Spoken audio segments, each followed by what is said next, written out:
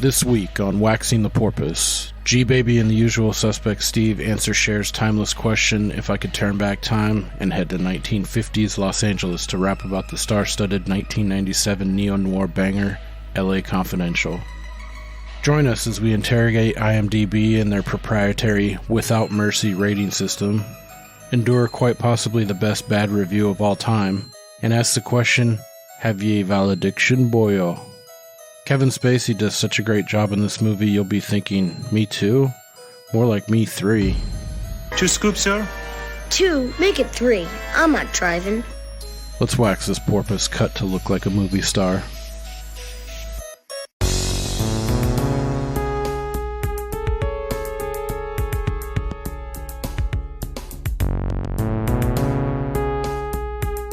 Chase, don't do that.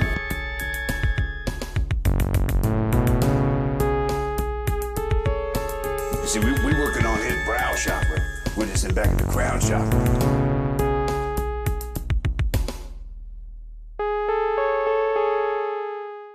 Alright, welcome back to Waxing the Porpoise. Back again on episode 59. We are covering LA Confidential this week from 1997, directed by Curtis Hanson. As usual, you got myself, Jim G. Baby. Said they called you Sugar because you gave it out. So sweet. And of course, to my virtual right, we have the usual suspect, Steve. LAPD shitbird, get the fuck out of here. I'll call your wife to come get you. How's it going, friend? Wonderful. It was worth the reload. Good to have you back. Good to be back. I'm especially excited to talk about this one. This is one that I've been recommending, or I had recommended in the past to you quite a bit. Probably along the same lines as Chinatown, which makes sense because they're pretty similar. They're in the same milieu, as it were. You've been recommending this since Obama. That's how long you've been recommending this movie. Damn. Yeah, I used to have I don't know why. One day I had it up to here with the level, or I don't know what the straw was that broke the camel's back, but I was like, I'm going to hand write on with a pen and paper a ton of movies that Steve's never seen, must see. I even threw a little kind of synopsis, not synopsis, but a little mini tidbit about each movie. Brief description. Some were starred and highlighted. It was a 8.5 by 11 piece of paper, front and back. Dude, I think I might have it still somewhere. No, you gave it back to me at some point. I can't remember when this happened, but yeah, I have it right here. Oh shit. Yeah, I highlighted certain ones too. It's funny to go back on this. A lot of these we've done. Well, and the descriptions aren't a 1950s style LA noir detective. It's this movie's dope. Russell Crowe's cool in it. It's shorthand descriptions. Yeah, this one, Bill Pullman, Rosanna Arquette for Lost Highway 2000. Fucking sick. Asterisk. I highlighted a couple. Yeah, we've done a lot. We did Chinatown, The Limey. We're gonna do Clay Pigeons here short. Dude, Last Detail with Jack Nicholson. That's a good one. I keep forgetting about that. I should add that to the queue. That's really good. Prestige, LA Confidential. We're finally getting to Blade Runner.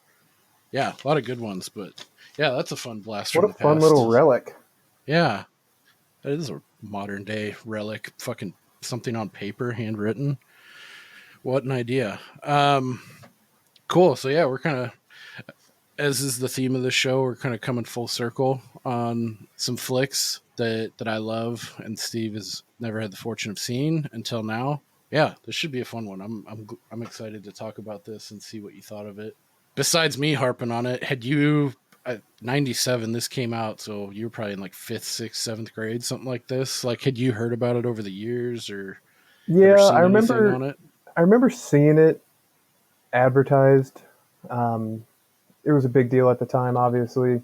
Never saw it. I got the book used years ago, and I tried reading it a few years back, and I gave up after the first chapter. Maybe Wow. it just Is it his prose style? yeah.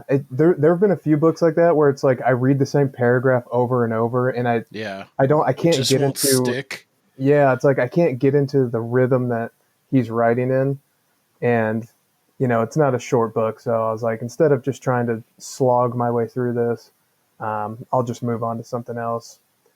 But that was my only experience with it. Okay. Quick, I was going to save this for trivia, but why the hell not?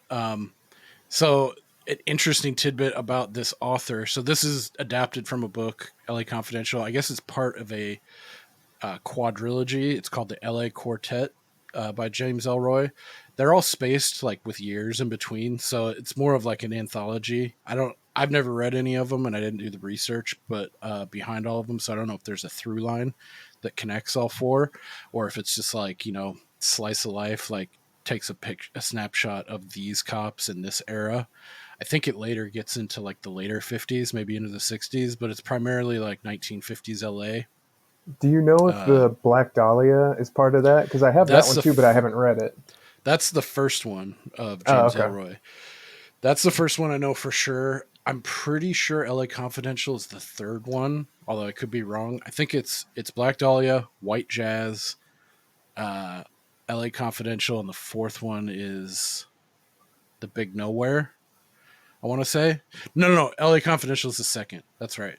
Yeah, it goes Black Dahlia, uh, LA Confidential, White Jazz, The Big Nowhere. But yeah, I guess this is kind of adding to like this James Elroy guy, maybe not being up his own ass, but the term was coined Elrovian prose, like after him. But then I saw some other stuff like it may have been he himself who coined this term. Oh God, I hate that. But it was kind of like happenstance thing, like he submitted a manuscript to like his publisher, and they're like, hey, this is way too fucking long, this is like 1,200 pages or 1,100 pages, we need you to cut it down. So he's like, okay. He's like, fuck that, I don't want to have to go through and re-edit, take shit out, fuck with my plot, etc., etc.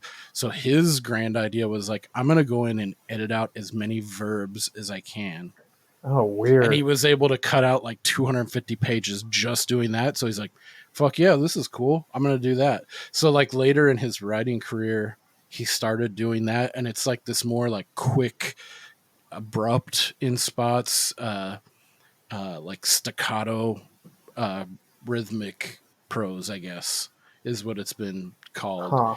I haven't read any of these books, but maybe that's why like you couldn't get into, or maybe that's part of the reason. But at any rate, I thought that was interesting. Like he's like, fuck it, all right, I'll just start hacking verbs Yeah. out. Like,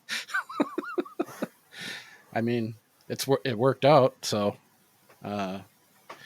be that as it may, yeah. So this was adapted from a novel, and I guess I think he has a credit, maybe a writing credit, but he had to give like his blessing on this. And I guess the big thing about this film too that was interesting is like he thought it was like unfilmable, like unadaptable, and they did take liberties with this movie because the book is so sprawling and like really hard to wrap your hands around. And like, I mean, a lot of people, they didn't want to make this movie because it's a lot of characters, big ensemble, it's like character story driven, so it's a tough sell to studios who want something like a safe bet action, something that's going to fill the seats. And because I Yeah. think this movie is pretty thoughtful, like it's not One. like an action movie, although it does have it is punctuated, I think, in key moments with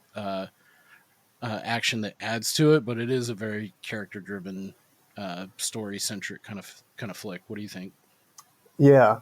And without getting too much into the weeds of the book versus the movie, there were a few things that I thought were noteworthy. The main one, which might be why they thought it was unadaptable, could be related to the big reveal that we find out, three quarters or whatever of the way through, Right.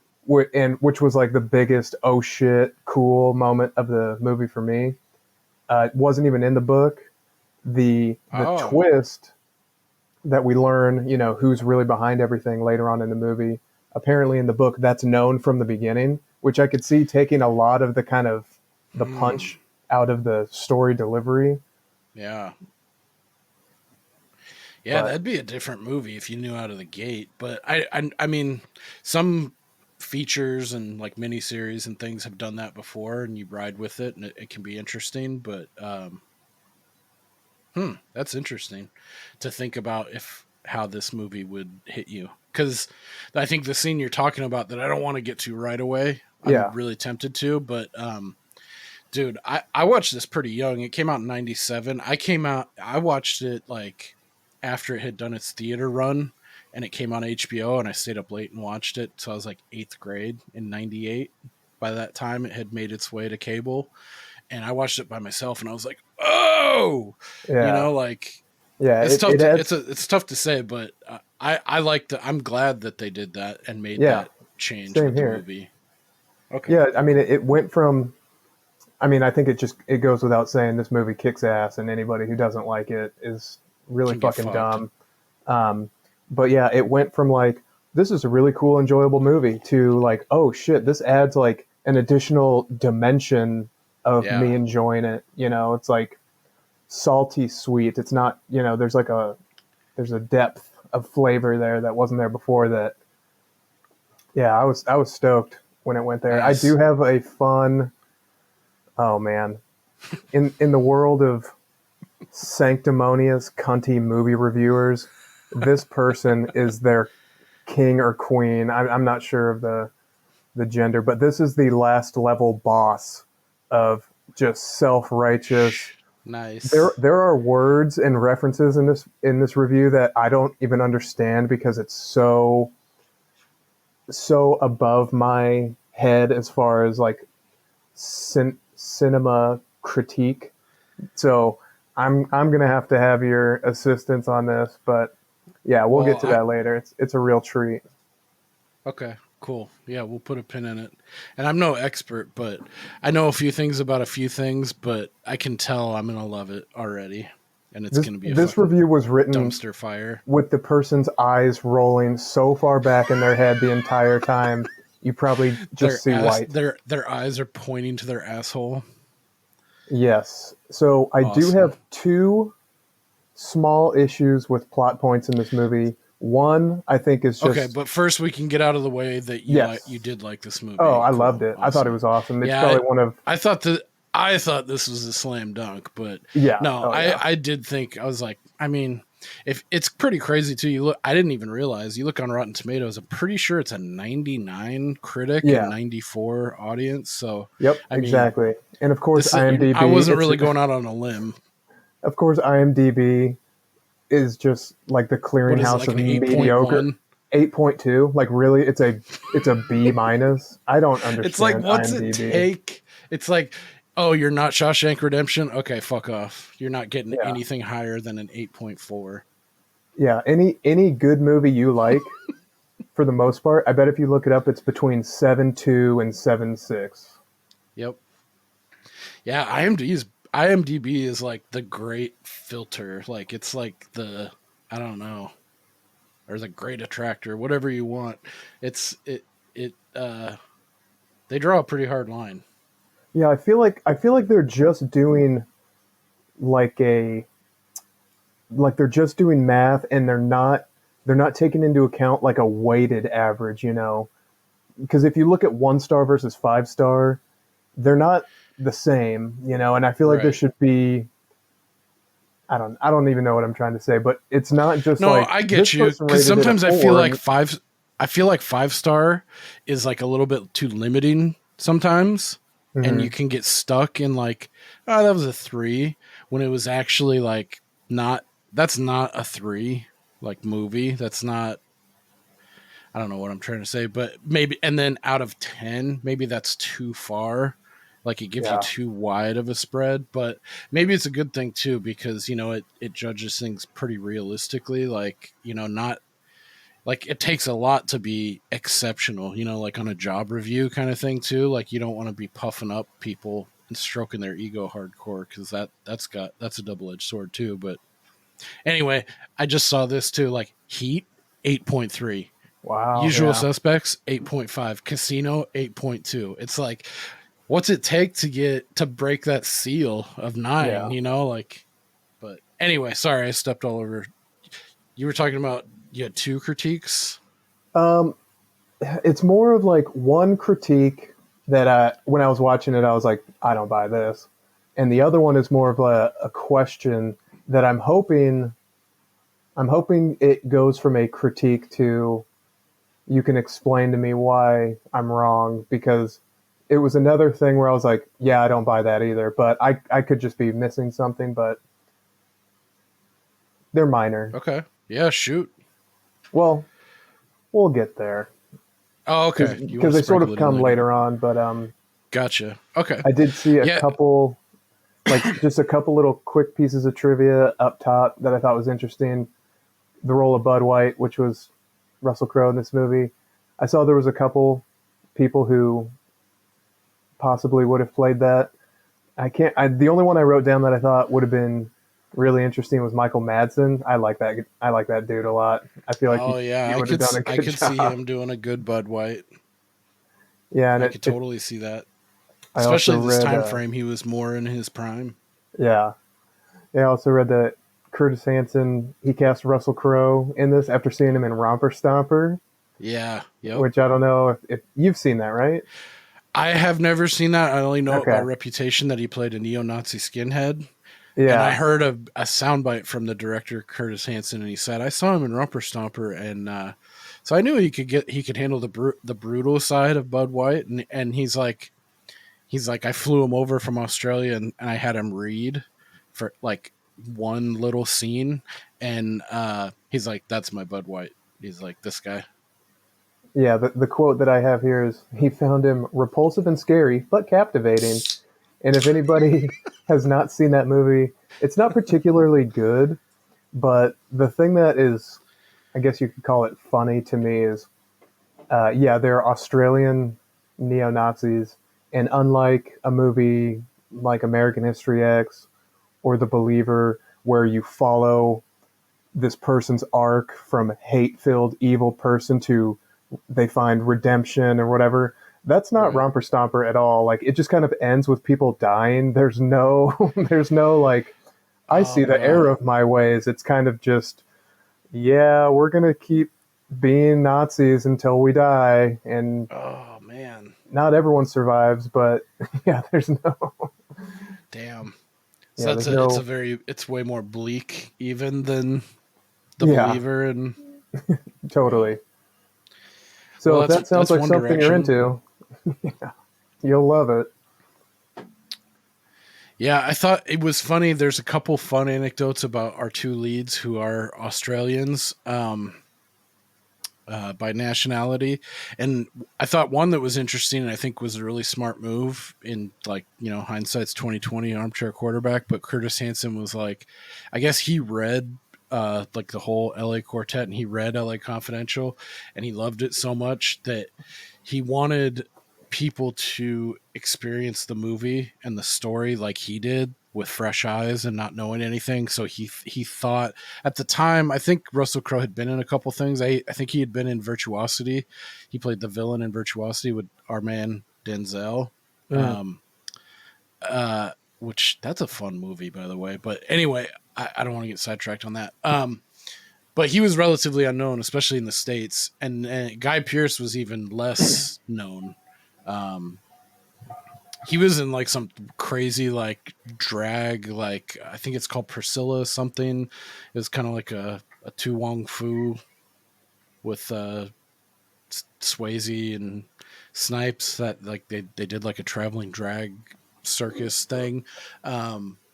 So he was super like unknown, especially in the States. But he Curtis Hanson, the director, he was like, I want to get unknowns to come into this, so people are kind of like disarmed a little bit and don't know what to like. so they wouldn't have preconceived notions about like this actor, or like, just wanting them to be kind of like nobodies, and latching onto them and follow along with the story, which, I mean, like I said, hindsight's 2020. I think that was a really smart move. Yeah, and he picked 'Cause I two think really even good when I guys. saw this, yeah, they're great actors, and they went on obviously to do a lot of great shit. Gladiator, Guy Pearce, and Memento. Mhm. Ton of shit. They've been in a lot of stuff that's really great. But and another, like, go another layer further that I thought was interesting. I watched a like a behind the scenes vignette on YouTube. I found it was like an 18-minute behind the scenes of the making of this, and they were interviewing Guy Pearce and like all the major players, the director, and I guess Guy Pearce. So Guy Pearce and Russell Crowe were both born in Australia, or sorry, not born. They were raised in Australia, and they identify as Australian. They have Australian nationality, but Guy Pearce was born in England. His parents are English, and then he immigrated to Australia and lived there. And then Russell Crowe is a Kiwi by blood of his parents, and then moved to Australia. So those two, they had a close bond and like kinship, being like, Australians, but not, Yeah. like playing them on TV, I suppose. But I thought that was fun, kind of interesting thing. And I guess they got along like famously, so I think that adds to like their on-screen chemistry. And because I bought it, like the headbutting and then coming together at the end, like it felt real to me. Yeah, which totally. I think was the benefit of the movie. Yeah, I was a little worried early on when we first meet Exley and he's Mr. Paragon of Virtue, everything by the book. I was thinking, please God, don't be like Upham from Saving Private Ryan the whole time. Yeah. The guy, just the stick in the mud, Mr. Ideologue, I do everything by the book. And it's weird because you find yourself like, come on, dude, just bend the rules. Be one of these dirty cops, which is not like that's not a position you want to argue from. But it's like, dude, come on, don't be such a tight ass. Yeah, you're the night watchman. It's like how long a shift you been on? It's like, take the fucking 10. It's like, quit being a fucking baby. He's like, oh no, I'm good. He's like, come on, buy yourself a pair of loafers. Which I looked up today. $10 is the equivalent today's money to like $689. Which, I mean, Jesus, I wouldn't say to no to $700, but at any rate, yeah, I was a little worried about that too. Going into it, like as a youngster, as like a 14-year-old, I was like, oh, this is our fucking blue plate special. Like, yes, sir. And it's like a caricature, It's like, okay, we get it. You're the fucking hall monitor. You're the teacher's pet. You're the Joey do-gooder. But yeah, so that was really cool to see him sort of get closer to Russell Crowe, and Russell Crowe kind of to soften up a little bit and get a little closer. Yeah. They sort of met in the middle. Yeah. A little bit. Good observation. Yeah, they do that, huh? They have interesting arcs, and then they hit a balance, and they have like an understanding once we get at the end. I mean, we'll get to it, but even through like backstabbing or just being like done super dirty, but they're able to like keep a cool head just enough to understand that they're both being played, and then they come together, which is awesome. That they give you the whole movie to let it breathe to get to that point, which I liked. I think the only other tidbit I read about the movie, I didn't even write it down, but I thought it was interesting from the book, or as it relates to the book, was, I guess in the book, Exley is actually a war hero, and they're like, this guy's a badass because he took out this like whole platoon of Japanese soldiers. But the truth is, he got there and they were all dead already, and he just kind of took the credit for it, which would sort of add a little bit of like, okay, this guy isn't all so clean cut, Right. So I thought that kind of was a cool little character detail that they didn't leave in for whatever reason. But yeah, I could see, cause I mean, this movie is kind of long. I think it comes in at like 2 hours and 18 minutes, but yeah, I would have been okay with another 5 minutes of exposition, maybe showing that backstory and adding, but It I didn't don't feel think. super long to me. Yeah, it moves pretty good. It's got a nice flow to it. It doesn't have any like I don't have any negative marks for this movie, but normally even in something really good, even like Zodiac that's like 2 hours and 35, they could have tightened that up just a scotch, but Yeah. I'm fine that they didn't too. Or like But yeah, Spectre, this one which we did it last doesn't week. feel that way. I feel like they could have trimmed a little fat off that. Zodiac? No, Spectre, which we talked about last week. Oh, dude, they could have cut out a fucking leg of that fucking movie. Jesus Christ. But yeah, I don't think that's interesting, but I think there's enough here that you understand, like, you get a good snapshot of Exley and like, and he's got a well-defined arc and everything like that, but that's interesting. I guess too, real quick, I wrote some notes that I don't want to go in vain, but I thought it was interesting too about how we open up on like LA, and it like you have this narration from none other than Danny DeVito, kind of talking about the city of angels, the place where hopes and dreams of a new life, where any man can have a house and this and that, and there's movie stars right down the road, and like, and he even says it, too, like how it's like, but there's like a seedy underbelly, and like the city's selling an image, and like that whole kind of like 50s era, like Hollywood kind of stuff. It just to me is like, all right, I'm in, like I like that kind of that era. And it took me later in life, like starting with like Chinatown to like, I was like, oh fuck, man, I want to watch more movies like The Big Sleep, like the Humphrey Bogart, like the anti-hero private investigator who's got like a backstory, and he comes across, like some crazy plot, and he's got to figure it out in like 40s, 50s LA. I don't know, something about it just I just really dig on it. Probably, which in no small part is why I like the new Perry Mason revival that they just did. Fucking awesome show. If anyone hasn't seen it, it's fucking great. Check it out. It's on HBO right now. They just finished season 2. I hope they make more because it's fucking really good. But it's right there. I think that one's a little bit earlier because our main guy Perry Mason in that, he is a World War I vet. So I think it's like late 30s. So right around the same time of Chinatown, like pre-World War II. Is it set in LA? Yeah, and it's Perry Mason's in LA as well. So yeah, I would say if you really dug on LA Confidential and you like Chinatown, dude, Perry Mason, you're right. And I really like that actor, that Matthew Reeves. He seems like a super cool dude.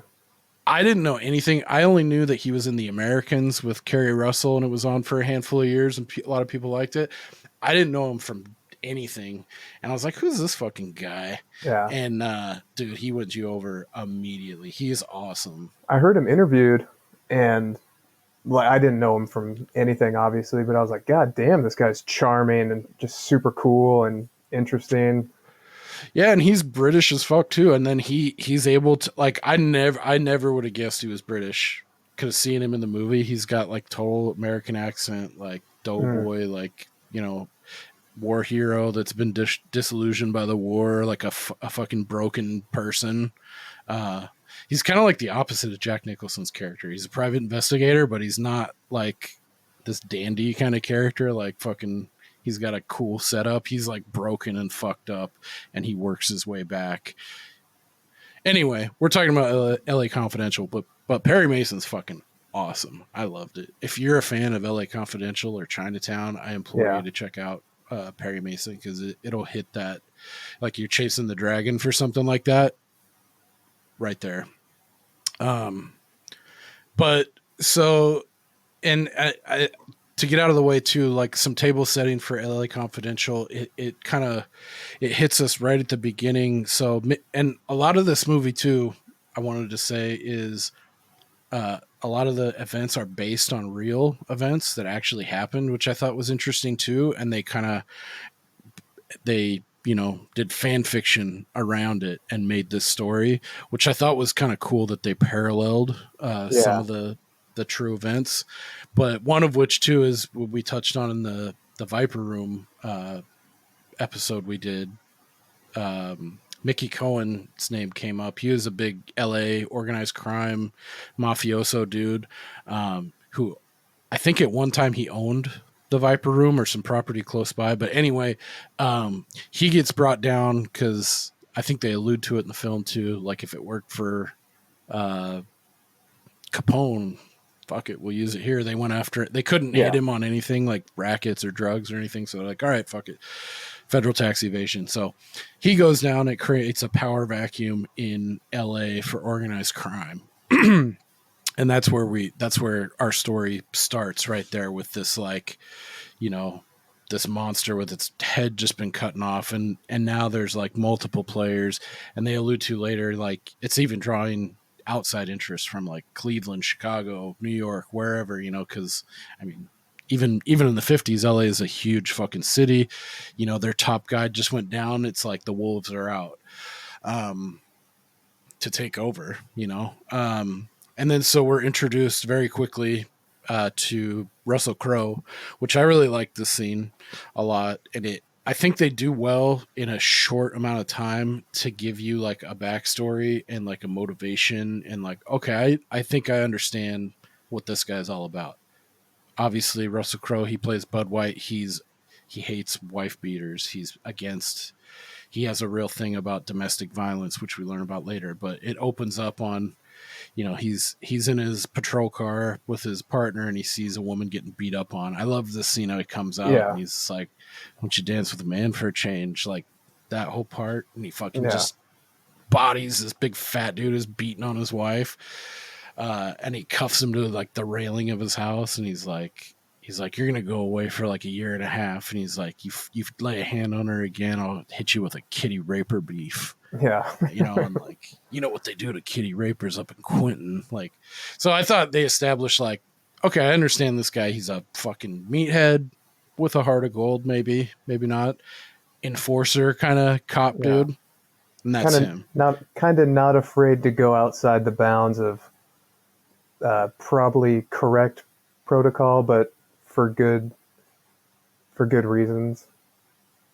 And we're still in like, you know, I don't know how much this is Hollywood or how much is fact, but I got to think it was a lot looser than it was today. You know, like maybe not quite Wild West, but cops could probably get away with a fuck ton more. And obviously with the lack of technology, it was easier to do so. Yeah. So he was like one of those kind of pieces on the chessboard that could affect that. Yeah, I love that. He's like, "Why don't you dance for a man for a change?" And then we get the man himself, Kevin Spacey, Sergeant Jack Vincennes, which, I mean, I'm going to set aside artist, all that shit. Yeah, he fucking rules in this movie. About he's awesome. Kevin Spacey, but he's fucking rad ass in this fucking movie. Yeah. I liked his character a lot. And when I say I liked him, is like I hated him. Sure. In spots, but I like, that's the other thing. A lot, it's not just one character. There's multiple characters that have an arc, right? Yeah. Like he's got his own arc, and he plays kind of like this like he's a vain, he's making side deals, so he's not as brutish as our Bud White, played by Russell Crowe. He knows how to game the system. He's smarter. He's kind of like a dandy, like he dresses real nice, and he's also the technical advisor for a TV show that coincides with all this called Badge of Honor, which it seemed kind of like a Dragnet style show, like just the facts, Jack, you know, like that kind of shit. So he's got this like he's got a lot of shit going for him. He's wheeling, dealing, and he likes the attention. He likes like, oh yeah, I'm the advisor on the show. So that's him. He's kind of like this, like he's kind of like a snake, you know. Yeah, but it works for him. Yeah, he's got charisma. Like he knows how to like. He's got that something, you know, where people want to be around him. But if they knew like the real truth, like he's probably still at this point when he's like riding super high, he's probably still got something in the back of his head.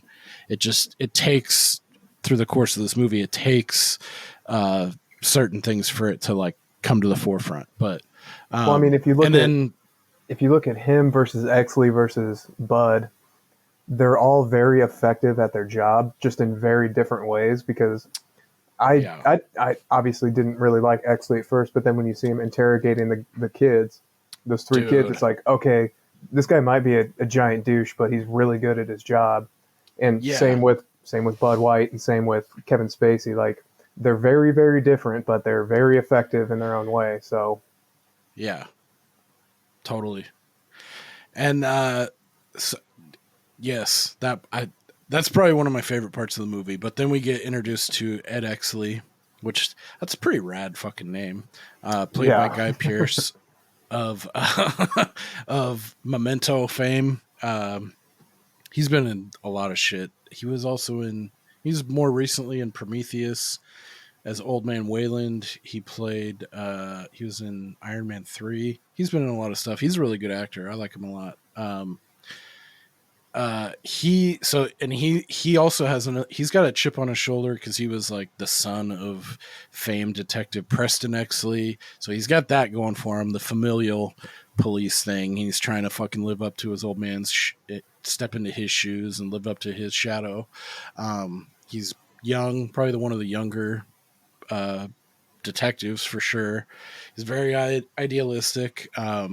He's like at the opposite of the end of the spectrum. If you have them set apart, Bud White on the right being like, you know, willing to bend the rules, do whatever it takes for justice, even if it means being what you hate kind of thing.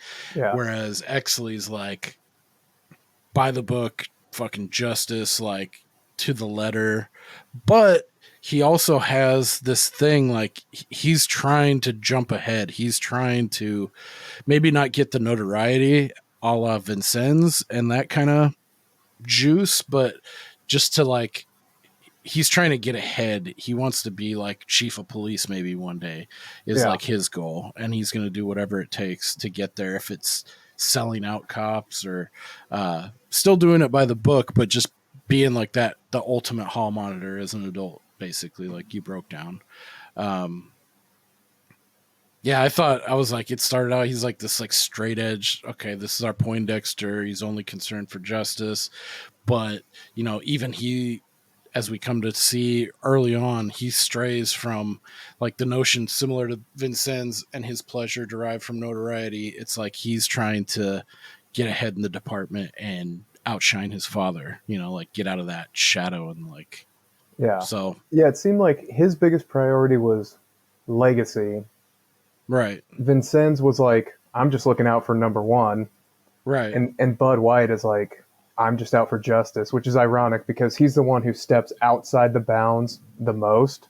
But he's the one who, if you think about it, or at least for me anyway, like he's the one who's actually looking for justice the most, but breaking all the rules the entire time to get there. But it's interesting too, because even though he is like, I think he's called like a blunt instrument at times in this movie, he is smart though too. Yeah. He's just like never really given that chance. And I like how, you know, I think we alluded to in the last episode, like show, don't tell, like later on in the film when Bud's like, there's something about the night owl, you know, there's something nagging at him, and he starts digging into it more, you know, it shows he's not just, you know, a meathead. He was just willing to do that kind of shit, you know, and go that hard. And I think when he the exposition he gives our Kim Basinger that plays Lynn Bracken, when he's vulnerable and he opens up because he's fallen in love with her or whatever, and like he talks about his scar, dude, that was pretty brutal, man. When he's like, because I don't think I really took it or remembered it from when I watched it when I was a kid, but when I watched it, especially this time for the show, when he's like, I was handcuffed to a radiator. My dad beat my mom with a tire iron and she's dead. And they didn't find me for 3 days later until a truant officer showed up. It's like, fuck. Like, that's like, I'm like, if I have to endure 3 or 4 hours of boredom, I'm like, fuck. You know, Yeah. it's like, can you imagine sitting for 3 days with no food or nothing and understanding what happened and seeing your dead mom? It's like, that's got to really fuck someone up. Yeah. So this brings me to plot point issue number 1, and I don't think you're going to be able to talk me out of this one. Okay. But how could you ever love a whore? I found myself, yeah, it's tough. I guess it takes a certain kind of person, but Mommy issues. yeah. Which, I don't know. I mean, I it's just can't built imagine in. I ever mean, he falling has in love that. with a hooker. Yeah. I mean, she is a really nice hooker, I would say. She seems very like understanding, and she seemed like she'd be really caring and like make you a fucking sandwich after and like be just like really nice about things, like not, I don't know. That's the impression I got from her, but yeah, that would be tough. Like Especially an old reconciling, hooker. like fuck, her body count's in the triple digits for sure. Like goddamn. What am I gonna Quadruple, do? for sure. I mean, she's in her mid to late 40s. Yeah, just the numbers game, you're never gonna be the best for her. And Well, you and they have to have know that. I can't remember if it was. It might have been with Exley later. There was that exchange. Oh no, it must have been with Russell Crowe, where he's like, "Have you banged like 10 people today?" And she's like, "Just 2." And then they start. Oh kissing. yeah, she's like, oh yeah, like the half dozen guys you screwed today. And she's Oh like, god, and actually it was only 2. Yeah, like that's supposed to be romantic. Like, oh, yeah. okay, yeah, I kind of like that. I liked their back and forth, how they were kind of just like.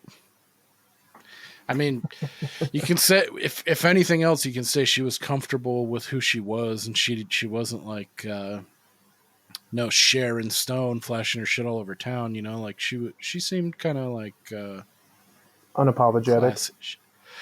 Yeah, I was Yeah. gonna say she seemed just like a classy dame. I thought. Yeah, like For a high those end, days. like a high end Yeah, call girl rather than hooer. yeah, and plus, I mean, like. I mean that's got to be a feather in your cap too. If you're the one that brought her out of that, you know, and like made her go straight, you know, like I think they call that Captain Save-A-Ho. Yeah, but it's also like buying a cab when it's reached its end of life. Like, oh, yeah. cool.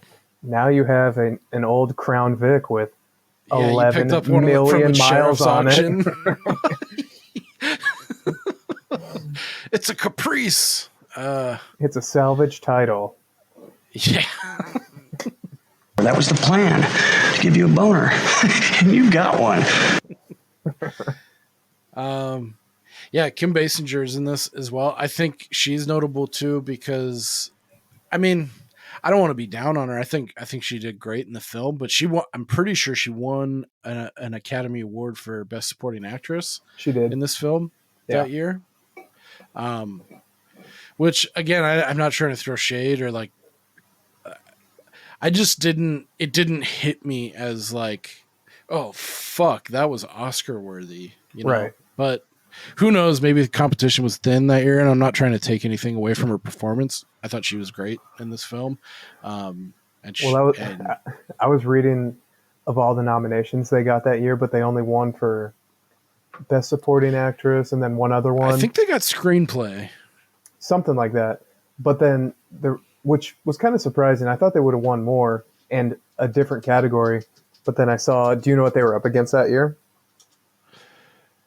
No. They were up against Titanic, which won like everything. Pack it up. Yeah. Goodbye. Hey man, Miami Wise is #1 new show. Yeah. Yeah, so maybe it was kind of a nod to like, yeah, you guys deserve something, so the only category we can't logically give to Titanic, we'll throw you a bone and give you Best Supporting Actress for Kim Basinger? Yeah. I don't know. That sucks. Yeah, that's rough. Yeah, so Kim Basinger, Best Actress, they got Best Writing Screenplay based on a material previously produced or published, 1998 winner. They were also nominated. They were nominated. That's a pretty big merit badge too, just even being nominated. But they got nominated also for Best Picture, Best Director, Best Cinematography, Best Art Direction, Best Sound, Best Editing, and Music. Music, by the way, Jerry Goldsmith from Chinatown. Those fucking horns. I love that shit. I wasn't sure if it was just my lack of cinematic knowledge, but I obviously was just thinking of Chinatown the entire time I was watching this. Oh yeah, even the music. Like if I could close my eyes and they muffle like the actors' voices, and you just hear some of the those fucking horns, that LA fucking. I would have been, yeah, that's Chinatown for sure. I used to, back when I was still in college, I was fucking when I would study, sometimes I would just put on the soundtrack of Chinatown, Jerry Goldsmith. I'd just fucking put that on repeat and fucking jam to it. Like that was my that it put me in the zone because there's no words, to like latch onto. It's just that background. Like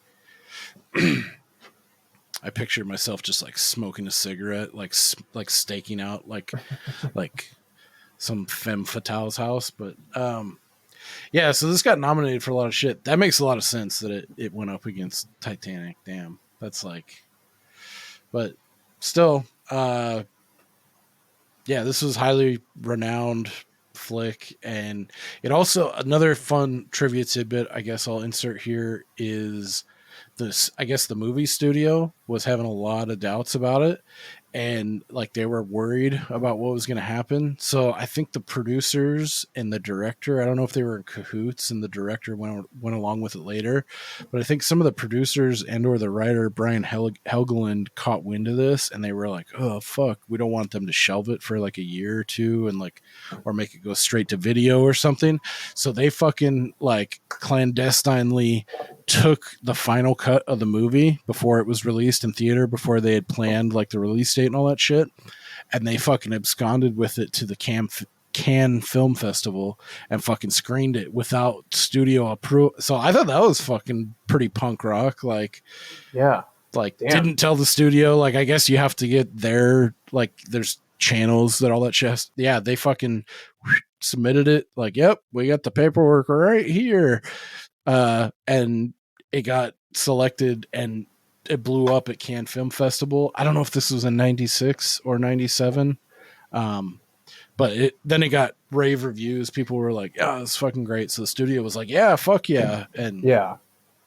So yeah, I thought that was interesting. It's like, it's risky. You're rolling the dice, but if you have a lot of belief in the product, though, it's going to be received well, and then how could anybody be mad at you after the fact? But yeah, that's a huge gamble. Yeah. I mean, because studio execs, you think about like, I mean, you would think getting into that business, they'd be big movie buffs or they'd like have some understanding of the technical side, but more and more it's like, it's really just got to be about the money, and these people are just like, pencil pusher types that aren't as invested in like the actual material. They just want like, okay, what's the safest bet? And they're breaking it down on a different level than maybe. Well, I imagine now everything is like an algorithm. Like all the Netflix people are like, we want a movie starring this type of person about this type of thing because all of these topics are very popular right now. And it's like, we don't care if it's dog shit, but people are going to watch it. So, right. Yeah. Case in point, Fast 10 that just came out. The fuck? Fast and the Furious 10 just came out. It's like, dude, what are we doing? I just thought, dude, I should bring it up towards the end of the show because it's really funny. And someone tweeted and they captioned like, it's Vin Diesel and Tyrese at like a movie premiere for Fast 10, and they're like, these men are both on cocaine for sure. And dude, it's pretty spot on. It's pretty funny. But I don't know where I was going with that, but yeah, like there's Fast 10 out now, and like you have the whole MCU. You know, like superheroes are big right now. Yeah.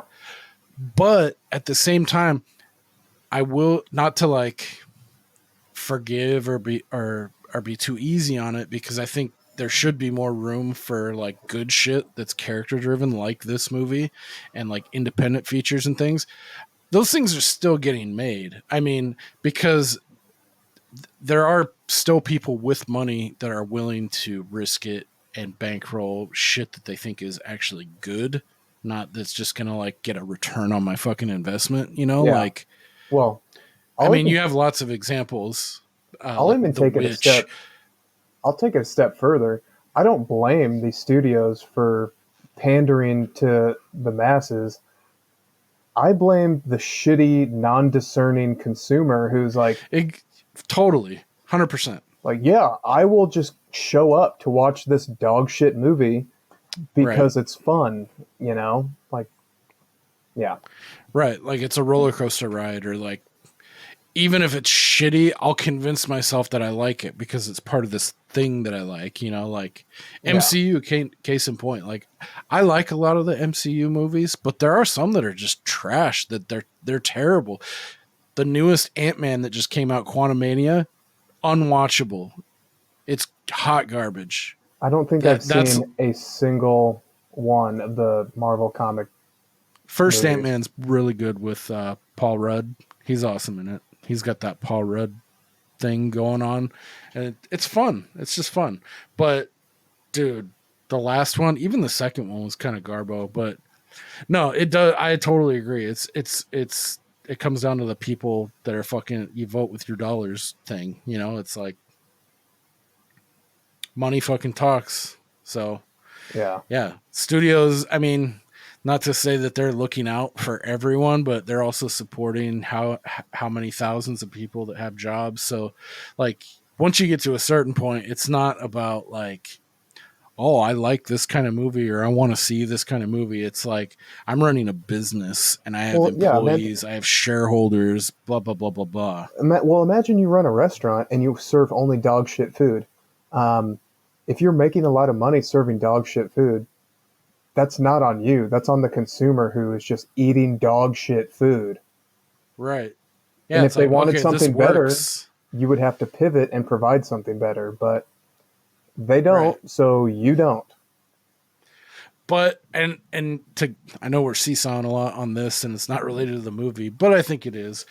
It this day and age too, it's interesting because of how you see it with music too, people cutting out the traditional like middleman of like signing studio deals, because you're able to go viral on YouTube, or you're able to just throw your shit on SoundCloud like Post Malone. That's how he got fucking famous.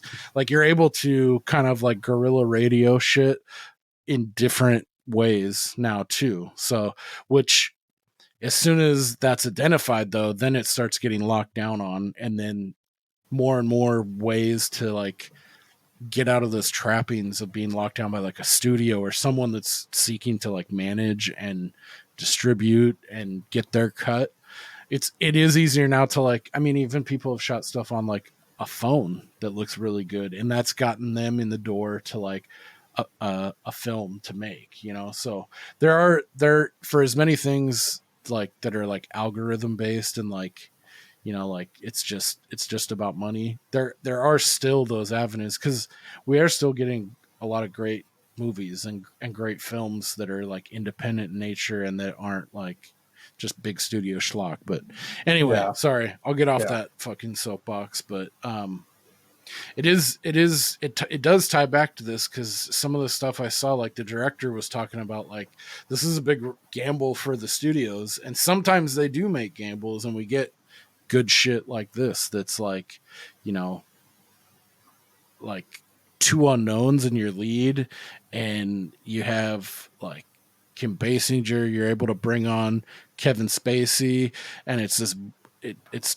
almost 2.5 hours. Like on paper, this wouldn't have been as successful as something that they could have, you know, thrown to an 1.5 hour rom-com, or, you know, whatever was trending at that point in the late 90s.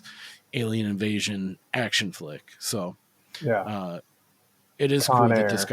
that this got made. Con Air, con shit. I do have a fun piece of trivia that I only wrote down because I think it's going to upset you. Hit me. So Kevin Spacey and Guy Pearce both portrayed prosecutors trying a character played by Samuel L. Jackson for multiple murders. Spacey in A Time to Kill, 96, and Pearce in Rules of Engagement, neither of which I've seen, and I think that's going to upset you. I'm okay with that. Rules of Engagement, I don't even think I've seen it. If I did, it was forgettable. I thought A Time to Kill was like A one Time to Kill. I do kind of a bone. I do have kind of a bone to pick with you over that because that's a fucking great movie. Damn. Put it on my tab. I should, dude. That's such a good dude. Samuel L. Jackson's great in it. Matthew McConaughey, dude. That's such a fun movie. I saw that right when it came out, and I was like 12. 96? Yeah. 6th grade. I remember seeing a million previews for it, but never saw it.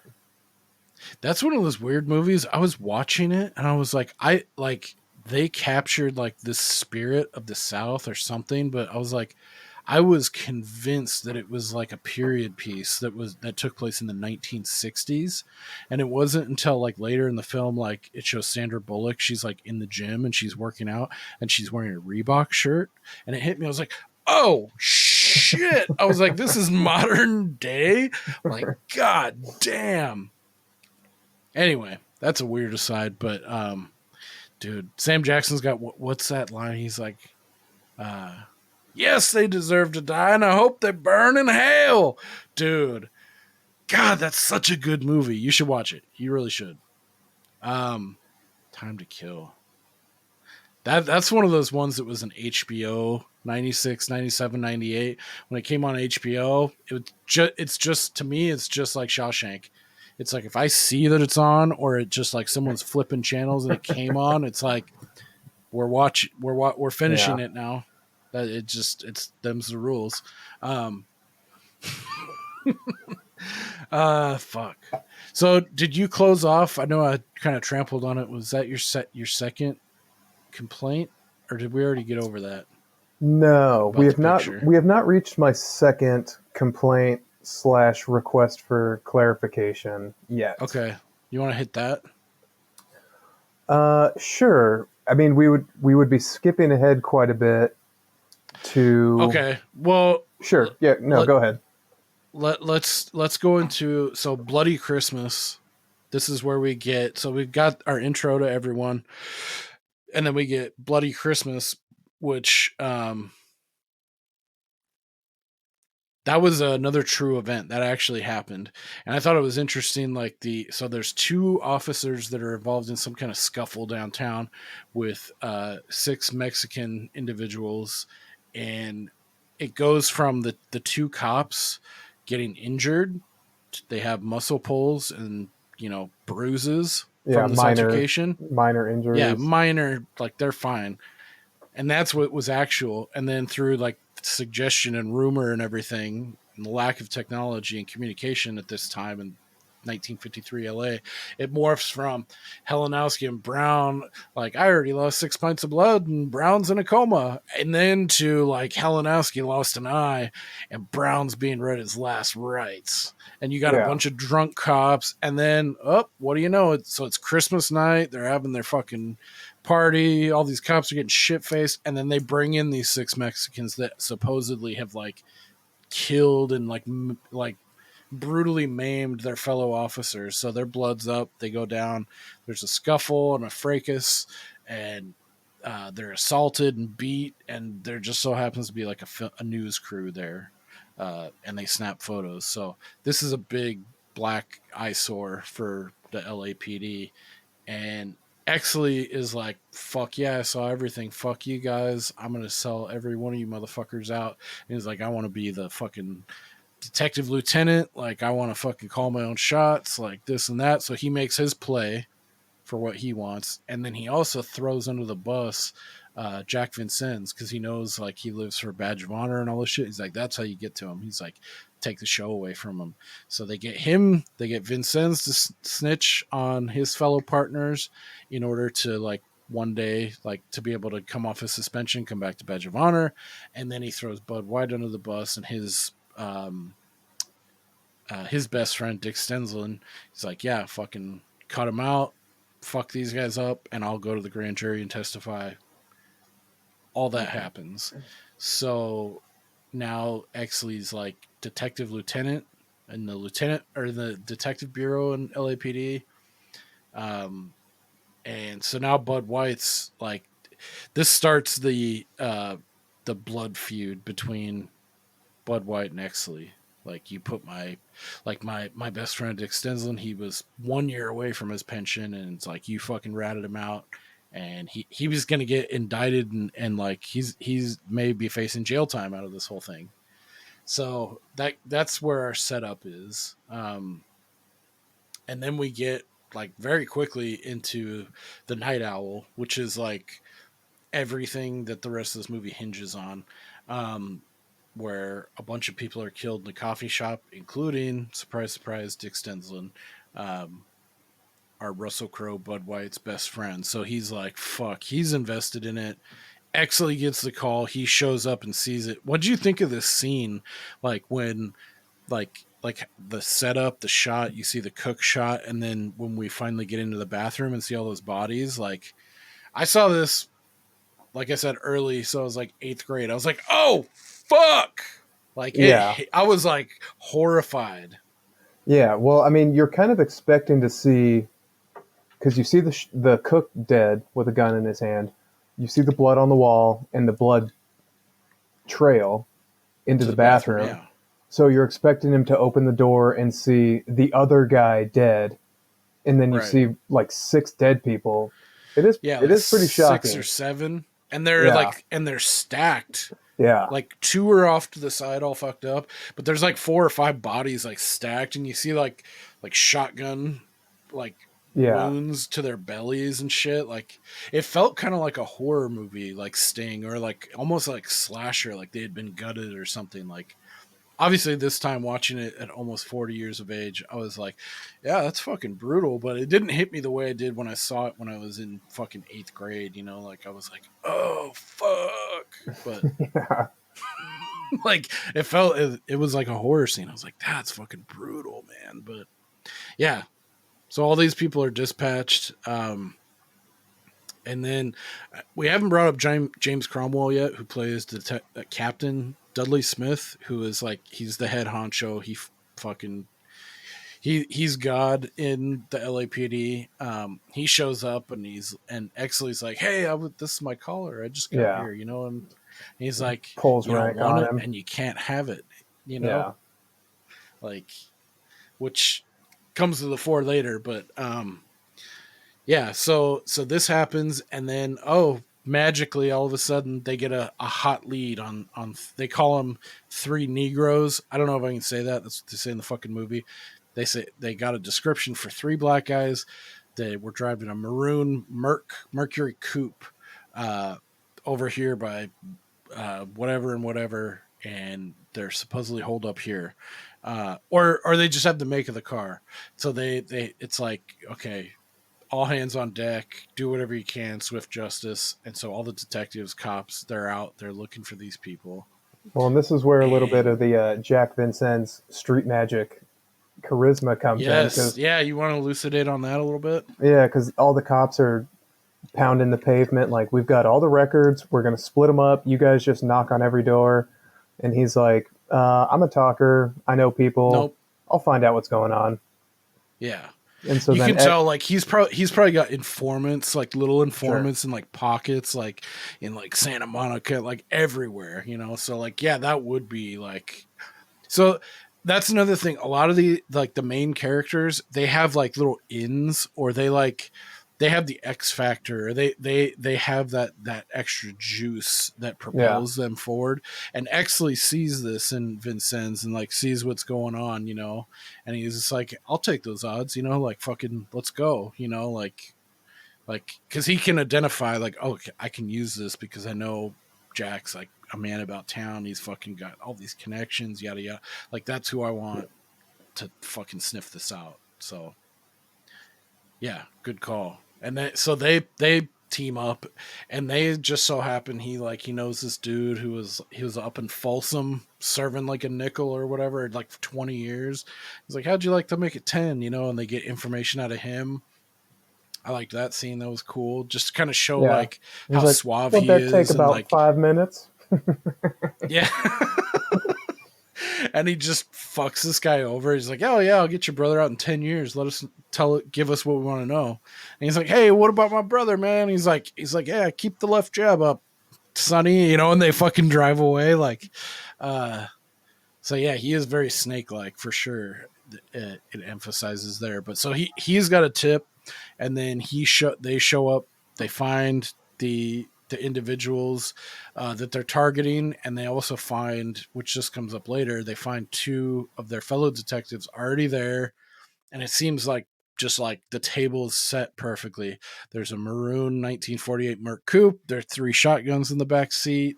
They're like, okay, we're going in. And then they go up, they get the fucking they get the suspects, they bring them in, and then so we get to our interrogation scene, which this is my favorite, bar none, probably my favorite scene of this flick. What do you think of this scene? I loved it. I mean, obviously this is where we find out that Exley is not just some little do-gooder. He's actually an effective cop. Yeah, he's a fucking badass. He starts playing them all against each other. Awesome.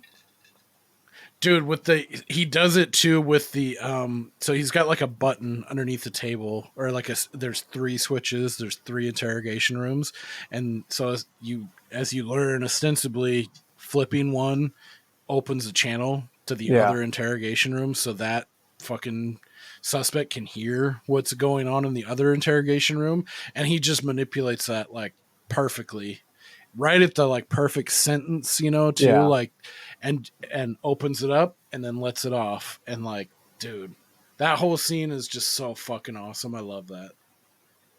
Even as a youngster, I didn't understand like clearly, but even like being that young, like 15, 14, like you can tell like, okay, something's going on here. Like he's a master at what he's doing at fucking playing manipulating all of these guys against each other, just trying to get one of them to crack. And then what is it that gets them out of the station so all the kids can escape? Oh, okay. So they're interrogating them, and then what happens? Do they get an address from one of them?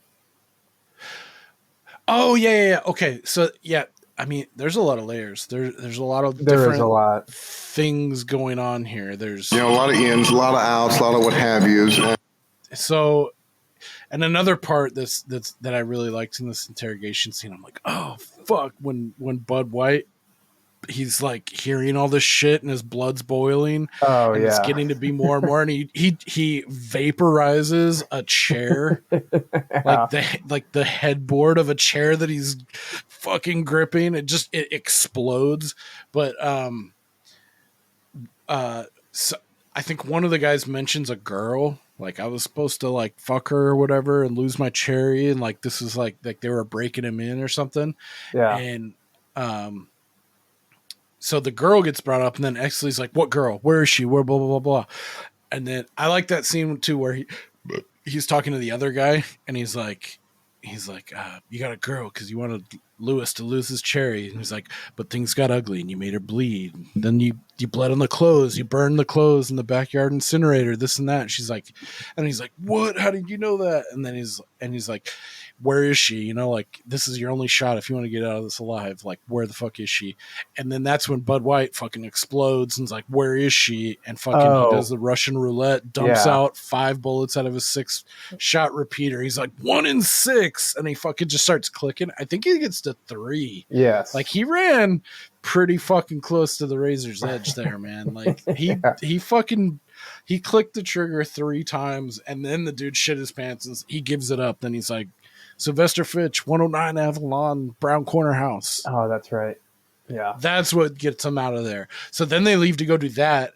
And then while they're going to find this magical girl all of a sudden that's unrelated to the Night Owl murders so now there's a girl they have to go save.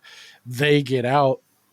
And looking back on this and being older, it's like, oh yeah, they were let out.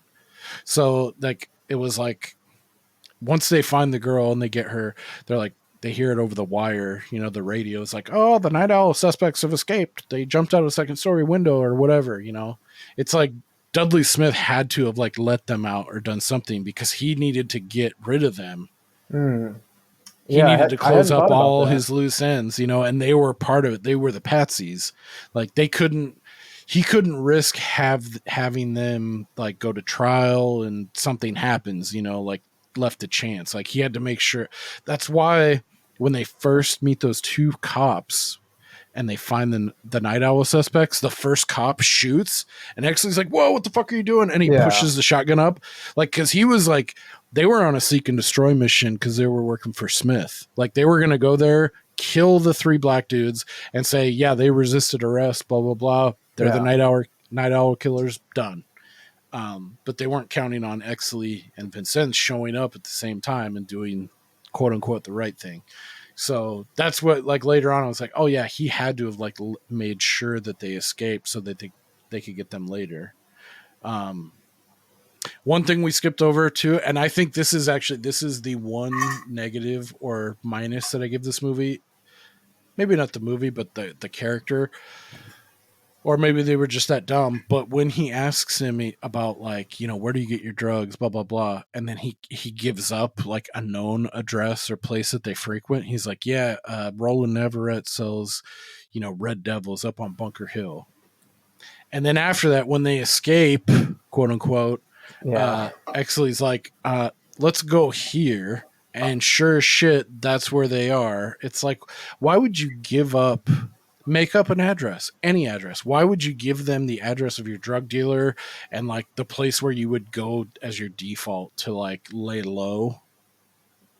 Because that's where they find them, and then Exley kills them there too, which that whole scene was fucking, at the time when you're watching it, it's like, oh fuck, dude, this guy, it's adding to his like record, like of he's not a Poindexter. He just goes in and he shotguns fucking 4 dudes. Yeah. One of which in that elevator he took a big chance with too. Like later on I was like, what if there was an old lady in there too? Or like, what if like there was a young woman? It's like, that's pretty ballsy to just stick your gun in a fucking closing elevator and let go. Like, well, I think the elevator shot was kind of the Rubicon or the tipping point, because you could even see the look on his face where he was like, I shouldn't have done that.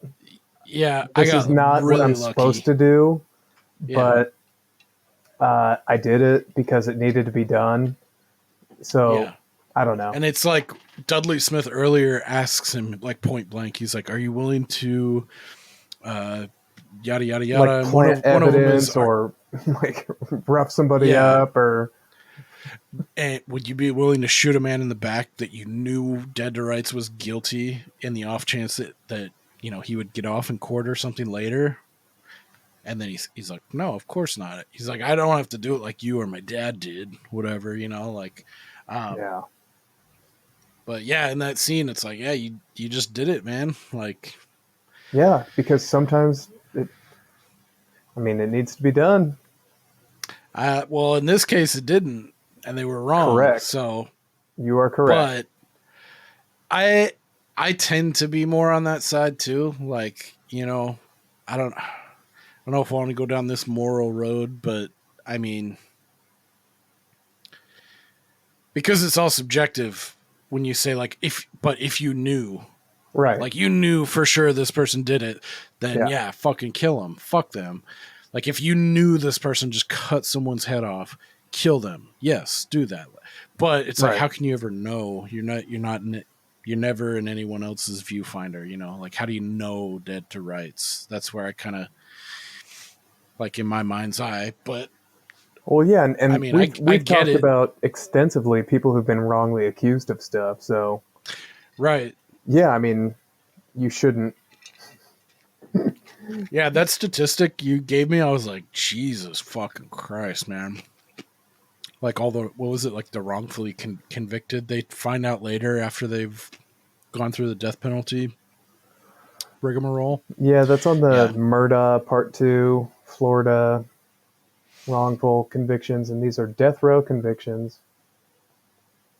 Yeah, that's crazy. It happens a lot. But yeah, I mean, but be that as it may, so I mean, even all the detectives that once hated him, now they like Exley. They're like, "Hey, good job, kid," you know, and they call him like Shotgun Ed and all that. Yeah. Who would have thunk it, you know, and like all this shit. So he's king shit now. Like, yeah, this guy fucking, he's killed like how many people? 4 people in like 2 weeks becoming lieutenant. So yeah, he's really rocking the shit.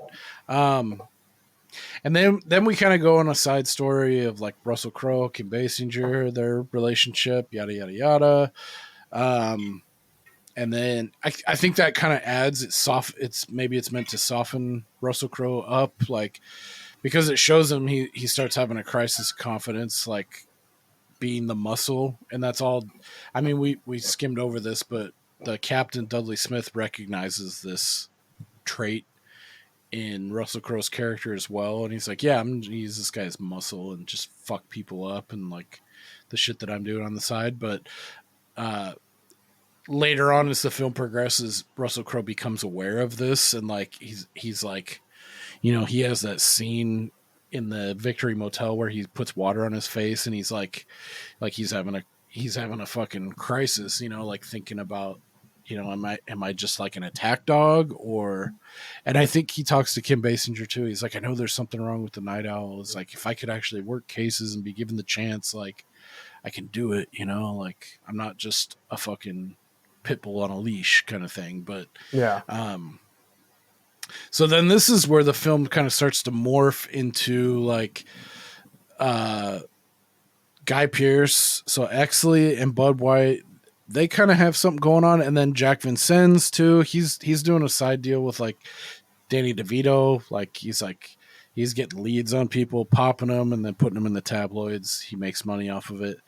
He's starting to have a crisis of confidence in that too, because some innocent kid that he's set up to get arrested gets murdered, and he's like, oh fuck, that like that's like the straw that broke the camel's back for him. He's like thinking like, fuck, I've been doing it the wrong way and all this, and Yeah. like in his head, like I need to do the right thing, quote unquote. And so Vincennes, Exley, and Bud are all having like doubts about the Night Owl murders, and they all kind of come to this realization roughly at the same point, kind of like just through like hearing their dealings and seeing shit happen. Fleur de Lis, this Pierce Paget guy who we haven't talked about, but they're like, something's wrong with this, like something's gnawing at them.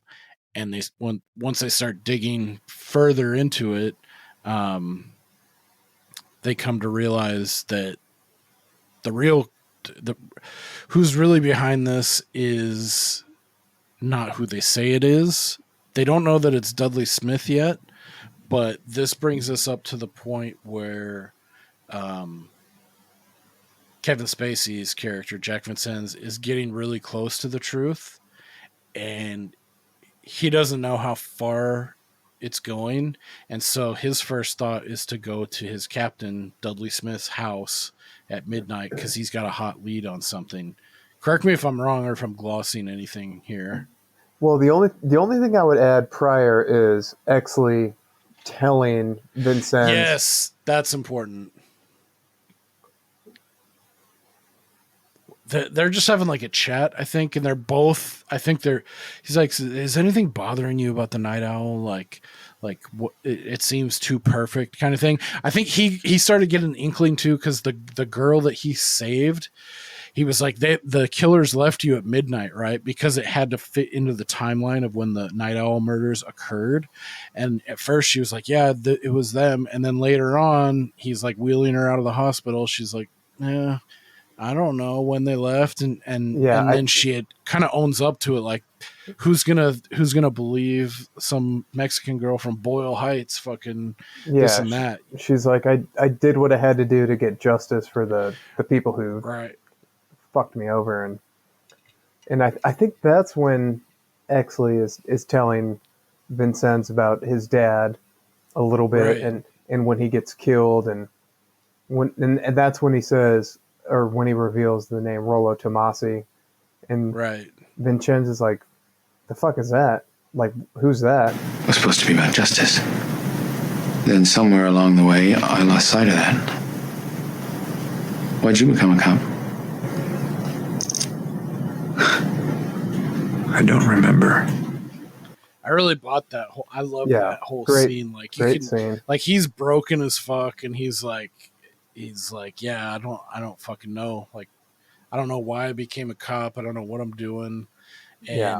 But yeah, the Exley tells him the story of how his dad got gunned down by some unknown perp, shot 6 times, and he called him Rollo Tomasi. He made up a name to give that person like a backstory or some kind of character, just other than like, you know, some unknown assailant killed my dad.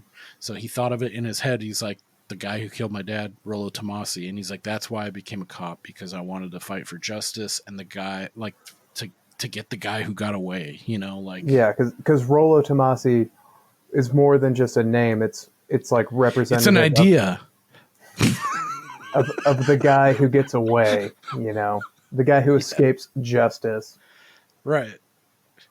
Yeah. I mean, hindsight's 2020, but that was this whole that in putting that in. I don't know if that was in the book, but the way they play it out is just fucking perfect. It wasn't. Yeah, this is a real stroke of genius. Like, putting this whole shit in there with Rollo Tomasi. It harkens back to Kaiser Soze, which is also a Kevin Spacey vehicle. It kind of gave me those kind of vibes a little bit too, of like it's like all these twists and turns in this movie, you know. But I don't know if this will fit here, but I wanted to put this James Elroy soundbite in before I forget. This is the author of LA Confidential. In 1988 and 89, I wrote LA Confidential. It was big. It was epic. It was huge. It was a book for the whole family. If the name of your fucking family is the Charles Manson family. I loved that. Something about that. I was just like, oh man, you're a real card, Reed. That audio clip tells me everything I need to know about that guy. I think so too, because that's how I felt. I was like, oh, okay, this is who he is. This is one of these guys.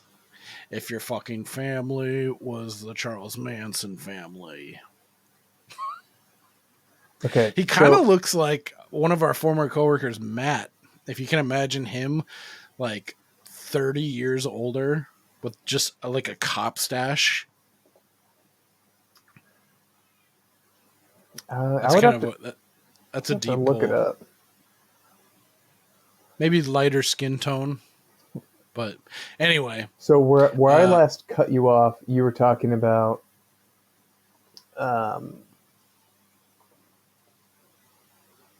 Dudley confronting Vincennes. Yes. So we have Exley's gone to Vincennes, expressed his concern and his doubts about the Night Owl, and Vincennes is right there with him. He's investigating something kind of tertiary, but it's starting to like bend into relating to the Night Owl, and there's players involved, and so he's like, yeah, let's go. I'm gonna go here, you go there, we'll investigate this, that. There is a funny part before the Dudley Smith scene when they go to like the Formosa restaurant, and he's like, let's go braise Joey Stompanato, one of Mickey Cohen's former lieutenants, drug lieutenants or whatever, and he's sitting there with who actually thinks is, God damn it. So this guy Pierce Paget, he's running Lana a group Turner. of whores that are cut to look like movie stars. Paget's running whores, cut to look like movie stars. That's another thing. It drones. I think that something to that effect, like cut to look like movie stars. Like that line is said by like 3 different people at 3 different points in this film. But, Yeah.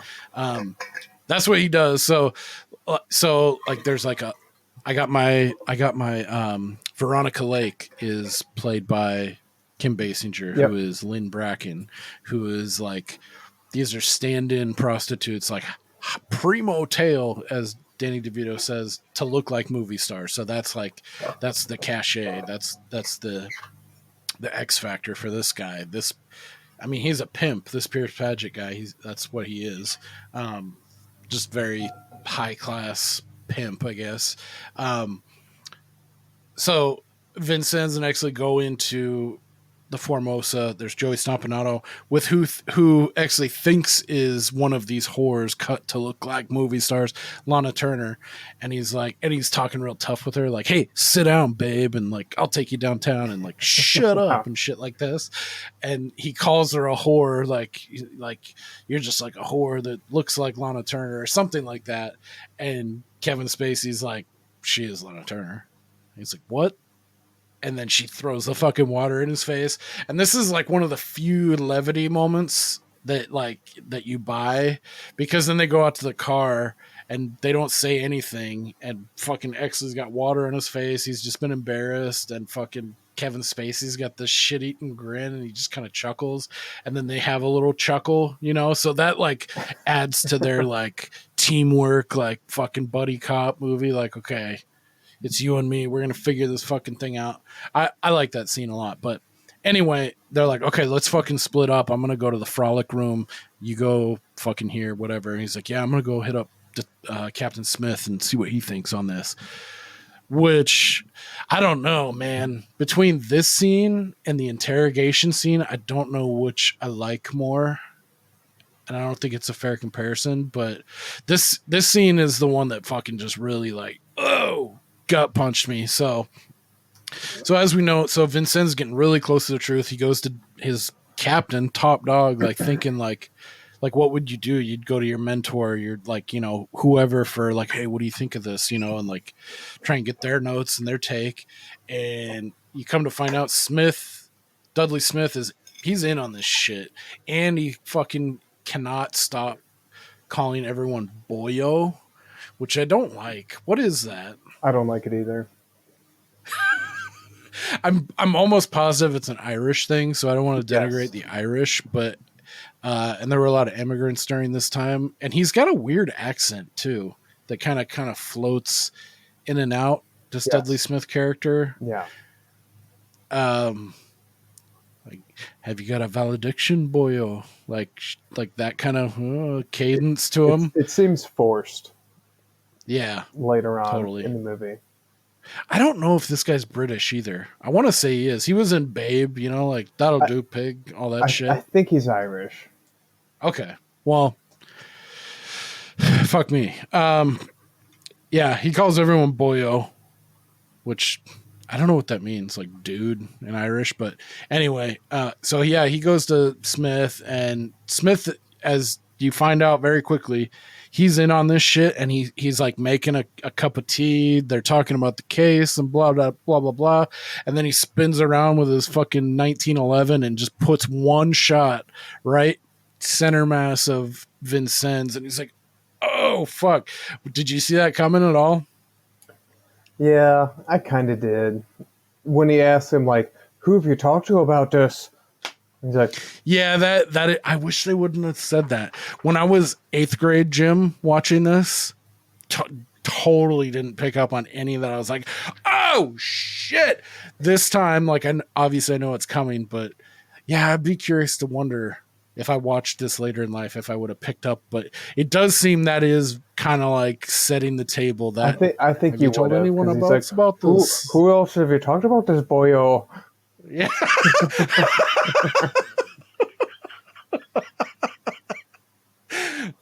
That made me think, I don't know why, of Andrew Santino, like when he does his fucking fake stupid impersonations. He's like, oh yeah, I can do a French guy, and then he sounds like a Jamaican, like Rasta. He's like, yeah, that's Irish, yeah, that, and he's doing a complete Rasta voice.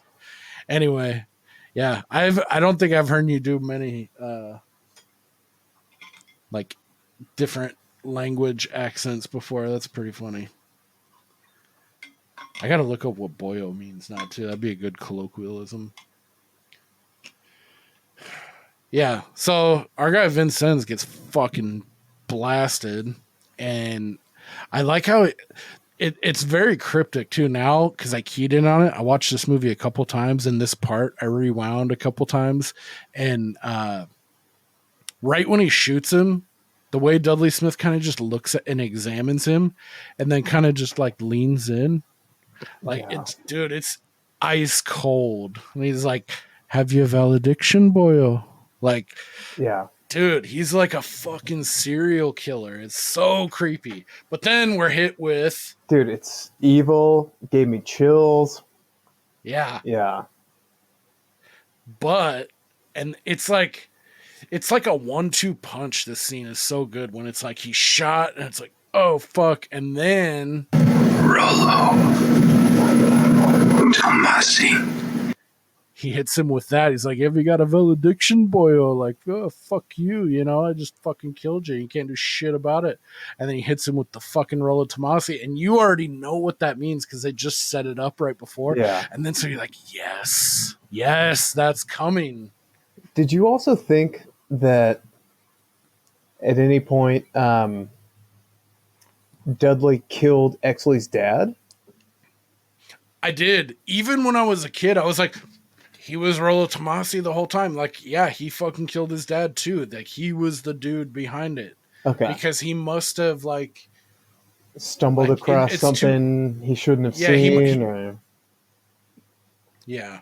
I totally... Dudley's talking about his dad. Even older watching this, I was like, yeah, I still feel that way. Okay. I think he was, like... But when I think about it more... Maybe that's just like wanting it to be too clean in my mind, like to wrap up all these loose ends, and maybe it has nothing to do with that. But I don't know why. But for sure, when I was a young lad, and now like my gut reaction when you get all the way through the end, I'm like, yeah, I think he did. I just have that feeling, like that at some point maybe his dad like had done something with him or worked with him on something, and he was like, no, I'm not saw something he shouldn't have. Yeah, and like it wasn't just some fucking purse snatcher who fucking capped him 6 times, but that does kind of like stitch it up really cleanly. So I don't know. That's an interesting one to noodle on because they don't give you much. It's just kind of like a vibe. Like just like a feeling thing, but so Vincennes dies. Yes, saying Rollo Tomasi. Yes, and so at this point were you like, oh yes, I can't wait. Well, not yet. Not at this point. I thought it was kind of okay. I kind of thought it was just like, damn, that's a rough way for him to go out. But it's not until Dudley talks to Exley. Yes. That was the point where I was like, oh shit. Yes. And it's crazy because when I'm looking back on it, I'm like, does Guy Pearce here, does he give too much away? Like in the face? Like, cause you know, in that scene, like he could say that and then you could have the wrong reaction and be like, oh, what? Like Smith could be like, what the fuck was that? You know, like, is he onto me or is something going on? And maybe he did too in that scene still. But I feel like Guy Pearce's reaction was like he rode the razor's edge to being like, oh no, yeah, I don't know who that is. But for like a second, 1.3 seconds, you see it on his face. Like he knows, boom, like, this guy. He's behind it all because what's he say? Together. He's like, He's like, oh, hey, Don't before you you have a leave, bump? actually, he's like, Don't you have a we're bump looking for into it? known associates of Jack Vincennes or whatever. And he's like, he's like, yeah, you got a name? He's like, Rollo Tomasi. And it's all, like the music is very understated. Don't you have a bump for it? I think you do. Do I? I thought you did. We're trying to run down a lead on an associate of Vincennes. The records check has led to a dead end. What's the name? Rollo Tomasi. Dude, right it. I'm like, oh, you gotta play this right, man. You can't give too much away. But yeah. Yeah. God, I love that scene. It's just like it all comes full circle. I think that's the best scene of the entire movie. Yeah, dude, between that and the interrogation scene, it's tough for me. They're neck and neck. But yeah, it's like, you know, I think it. What is it in Bull Durham where he's like, you make the show? It's just like one more like ground ball. One more dying quail. One more. Or like. It's like this movie's good as a whole, but it has multiple points where it gets you. Like it's got these, you know, and some you're lucky if a film only has one of those. It's like I feel like this film has like 2 or 3 at least. Yeah. You know, the interrogation, this, like maybe when Bud White finds out that like Exley just fucked his girl. Here we get to plot point number 2 that I have a serious problem with that you're going to have to talk me out of. Hit me. So when Russell Crowe finds out, or when Bud finds out that old whore bitch fucks Exley, she says, "I thought it would help you." Yeah, I don't know what How that means. the fuck does that make any sense at all? Yeah. I don't know. I guess maybe doing some mental gymnastics for it. She could have been told something because it was finagled by Sid Hudgens, played by Danny DeVito. Because he's working with Dudley Smith too, and he's being told what to do. And he's got his own designs, but I explained it away by maybe he said something.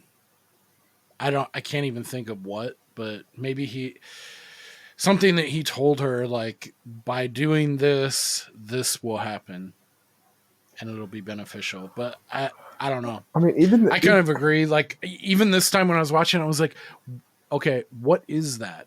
Like, how would that, I thought this would help you. What would that thing be? By fucking this dude. Like, how would that help you? Yeah, I mean, even the scene where he shows up and talks to her and she's like, yeah, I've heard all about you and all that. And it seems like a weird fight that's about to happen. Yeah, and then it they turns start into kissing. aggressive it's like, kissing and fucking. I didn't buy that either. Okay. All right. I just, the only thing I can think is like, this dude's fucking stressed out to the max and he needs to bust a nut like really badly. And for her, she's just like letting it ride because she's in on it. She's trying to make something happen. But I didn't buy like why do you feel the need to fuck all of a sudden right now? You're trying to get information and then all of a sudden you start aggressively kissing and like, okay, we're fucking now. Yeah. That part is a little rough to me too. Like, I don't understand the motivation of Exley unless he's just base like Neanderthal, like monkey. Like, I need to get a nut right now. Well, because I'm fucked up. I get where he's coming from. I don't get where she's coming from. Yeah. And then later to be like, I thought it would help you. Like, how the fuck would it help you? Yeah, I don't know. Maybe somehow that they were going to try to blackmail Exley or like do something to him, which would be helpful to Bud White. I don't know. That's a good call. I don't know what that is. So if that's a knock towards the movie, then I mean, they did a really good job with everything else, I feel like, but I mean, they were trying to create a boiling point for Right. Bud White and Exley to go after each other and then come out of the that post nut clarity, like, okay, oh, we actually need to work with each other because this is happening. We're both getting fucked over, and that happens. And then they're like, okay, let's work together, kind of thing. Yeah. I mean, they could have done that without Exley fucking her, but I don't know. If somebody's listening who is smarter than I am,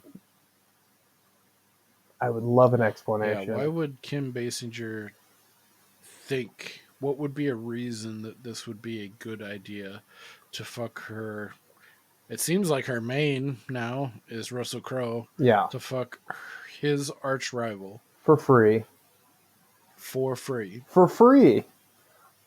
All right. So can I touch on my favorite piece of trivia in the criminal justice system? Yeah. So I didn't want to disturb you when you were talking about Lana Turner and Johnny Stompanato. Yeah. Yes. So you know that Johnny Stompanato is a real guy, right? He's one of Mickey Cohen's bodyguards, I think. Or I think in the movie he's like Pratchett, whatever. Pierce Pratchett. So Lana Turner and Johnny Stompanato were a couple for a very long time. He was so jealous of her that he actually showed up in Britain where she was filming a movie with Sean Connery. Stompanato pulled the gun. Connery beat the shit out of him. And the film company deported Stompanato. So this movie is filmed it's set in 52 or 53? 53. Okay. So 5 years later, Lana Turner's daughter actually killed Stompanato. Oh, yeah. In 57, she stabbed him? Because he came after her mom, and she fucking stabbed him to death. That's awesome. That is so awesome. Yeah. Fuck yeah.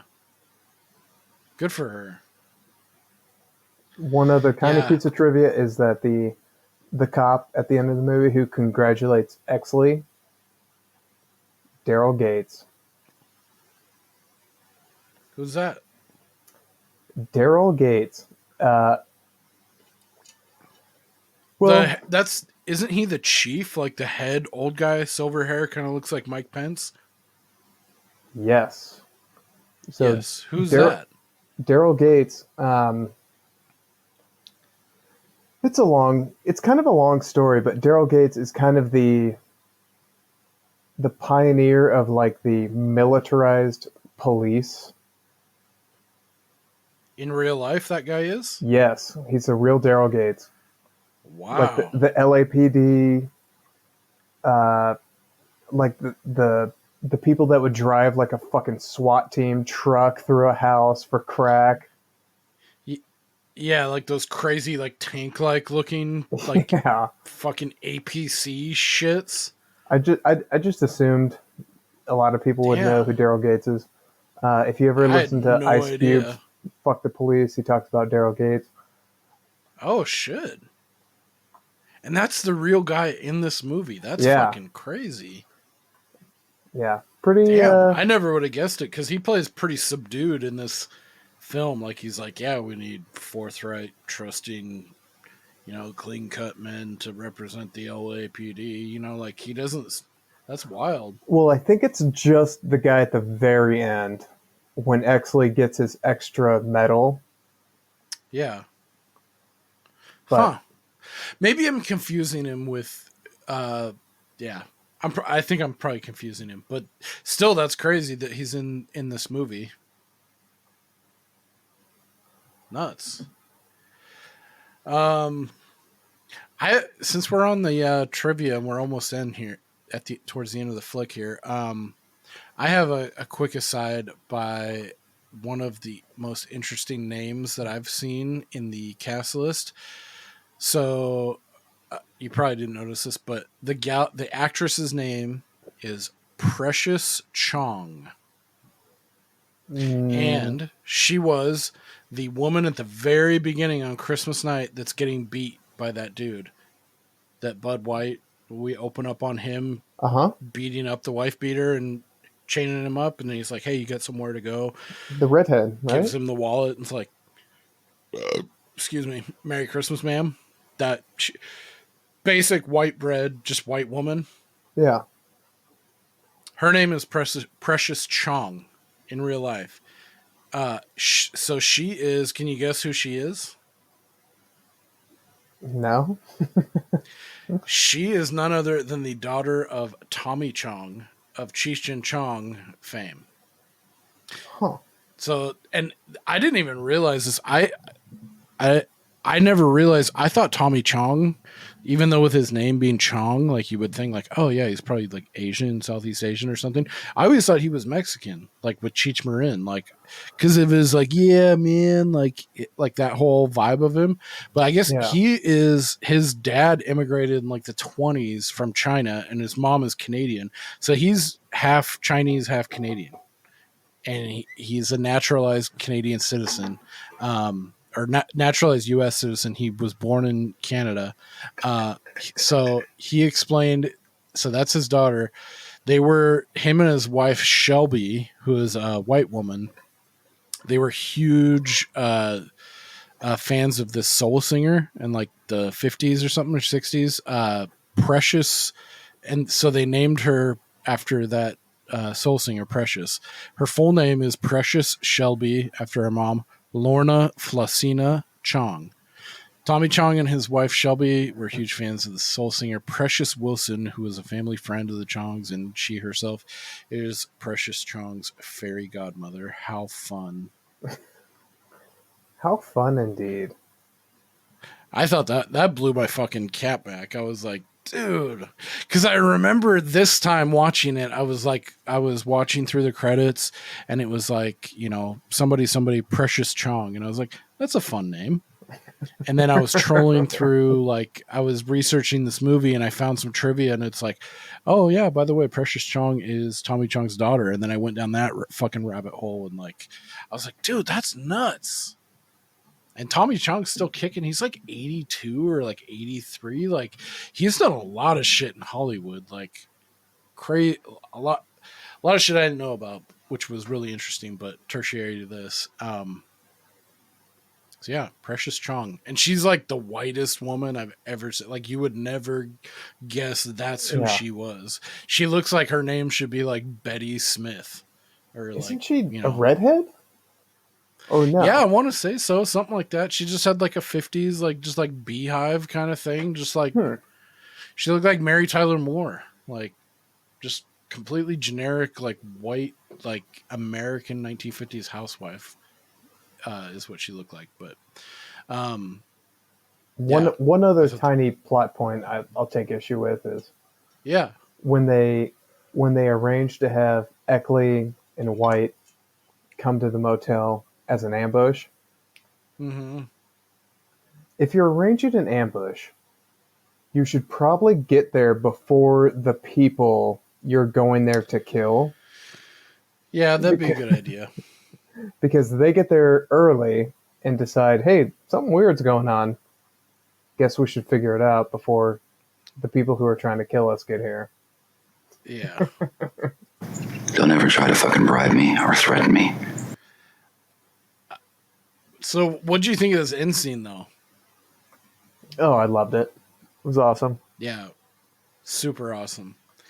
I loved the shot in the back. Yep. Yes, totally. I wrote down here too, because so many fucking people die. But so we have a total kill count between Russell Crowe and Guy Pearce, 12 people, including at the end Captain Dudley Smith. It's like, how many cops do they have left on this force that are like in on it? You know, it's like, dude, coming out of all these red shirts coming out of the woodwork towards the end. But I liked it because it was like, it added a nice exclamation point to the movie. I thought, like, like, fuck yeah, like, this is badass. My favorite scene is probably when Exley notices the mattress covering a window, and he sees like he sees some people like trying to flank them and go around the side, and he's like, but the mattress, and they fucking pull down the mattress, and there's two dudes there, and he's just like, bah, bah, bah. He fucking loads that dude with like 6 shots, and then they're like diagonal on this window, and then fucking Russell Crowe hits this dude with like 2 to the chest with the shotgun. That scene was fucking awesome. I loved that. Yeah, I thought it was tense too, because like they both get there and you see a car roll up on the horizon, and then you see another one like pull through like these bushes, and he's like, fuck, I think we should get out of here. And Bud's like, it's too late, man. And he's fucking loading up. He's getting like a shotgun, his 38. He's like, let's go. He fucking throws him a gun and some clips.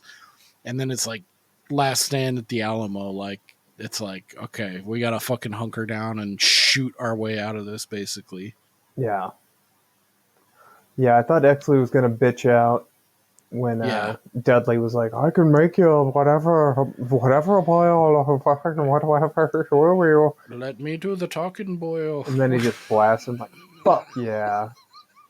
Yeah, that was awesome. And I also thought Russell Crowe was dead.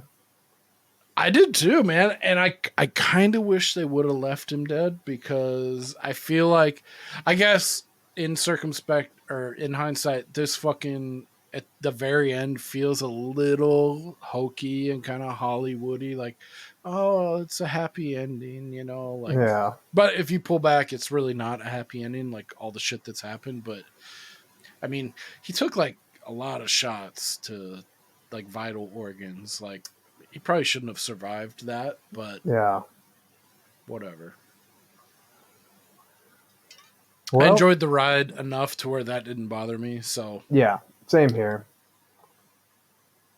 So I did like too when he goes like under. He's like, I'm gonna go under, and he's doing a stop, drop, and roll underneath the fucking house and like the crawl space, and he blows out that dude's ankles with a shotgun. It's like, oh fuck, that must be so gnarly to like look down and like both your ankles are gone.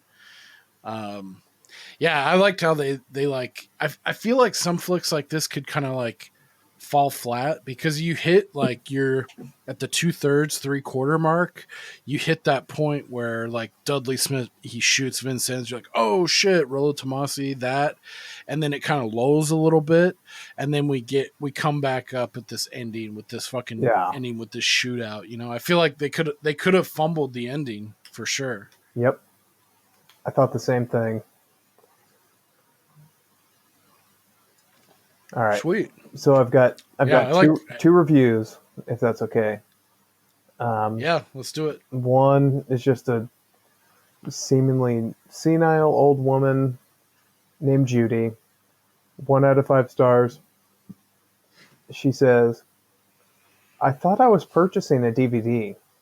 Instead, it's watch while on the internet or download. My internet won't allow. Please take off my listing and credit my credit card. I'm unable to watch or download. And then she includes her full name and full email address, which I will not include here. That poor woman. That poor woman. Yeah. Okay. So here's my favorite. That's like an email you send to like the customer service team, not your review of the film. Like, come on, lady. That doesn't make this a 1 out of 5 star film. Take that up somewhere else. This is the type of lady who gives her credit card number and social security number over the phone. Oh, yeah. To Zimbabwe. Like, yes. I want to cruise there. Okay. I want to claim my $5,000. I just have to send you $800 first. All right. So bear with me on this one, because it's kind of long and kind of shitty. And her name's Tracy. 1 out of 5 stars on this movie. And the title of her review is, Readers, from here on, you can't take the truth. It is Hollywood. That means worse than dead. The silly star I awarded this film can be tossed to Kevin. You need to stop right there. Wait. Mm-hmm. Say that again. The first sentence. Okay, this is from Tracy. 1 out of 5 stars. And the title of the review is Readers, from here on, you can't take the truth. The first line is, "It is Hollywood. That means worse than dead. The silly star I awarded this film can be tossed to Kevin." Ready? Yeah, I'm ready. Okay. Next line. "I only watched because, since the world is dead, with no more film directors, I still search for the last mere dying spark of a bright mind, but know in advance not to expect the intelligence that once was abundant all the decades before Hollywood colonialized the global eyes with mediocrity, in quotes, at best, leaving behind only interpretive artists, in quotes, as mere actors. I like Kevin Spacey, but he's wasted in things from movies chooses to dive into, which is 100% merde, which I think is Spanish for shit. Or maybe not. So then she says, I think you're right. "The world of art in general, as well as in film, has nothing else to offer anymore. Proof?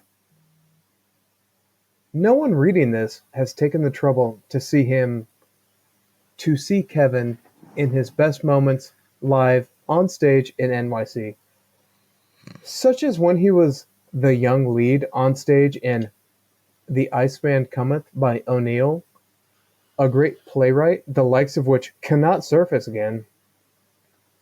Mr. Spacey is obviously a nice man and certainly a very gifted actor, but has been forced, in all caps, to succumb to taking on mere work, in quotes, and the big bucks with it among Hollywood slimy people who don't know what art is. They know how to destroy it, that is all. Nor does anyone reading this article have a clue what quote-unquote films are, as opposed to quote-unquote movies. That is unless they can prove it isn't so with a word or two. That is actually easy. So please let some soul attempt it. Just let them start with John Ford and Orson Welles as a beginning, then ascend higher. In parentheses, barely possible at first, then it gets easier if you love art. And don't allow them to sink below that opening dual standard. Then I'll know who I'm talking to. I am not even barely semi-educated, and I can only hope to expect a humbling onslaught from a truly educated, poetic mind, hopefully near genius, to reply. And that's it. Holy God. She gets it.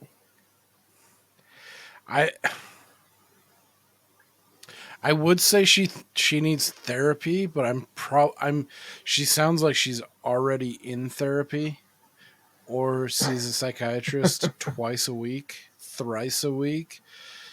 That sounds like it points it sounded like a death rattle. Yeah.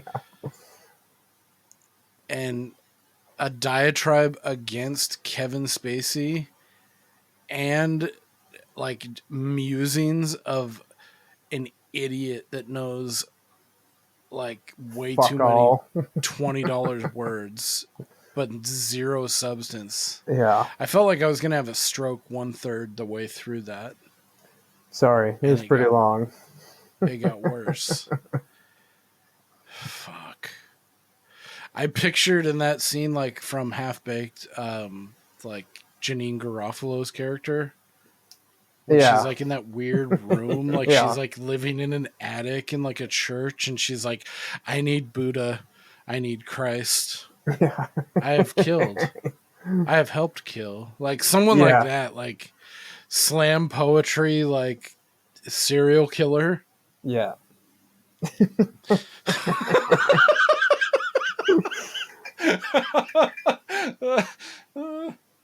God.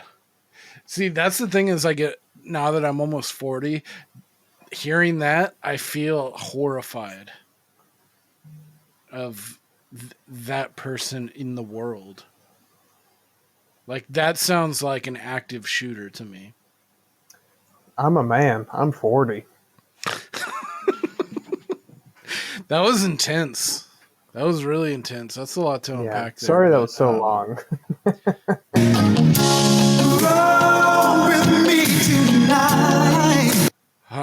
I needed some Freddie Jackson to pull me back to fucking earth. For old time's sake. Oh, yep. Yeah, that was wild. Fuck. Dude, there's some people in this world, it's like, I don't know how you reached the age that you've reached, but that's one of them. Like, Yeah. That was rough. Can you imagine I don't even know her Yelp reviews? Jesus Christ. God. Yeah, that was really rough. I don't know who these people are. Let's see. Well, sorry to end it on such a bummer.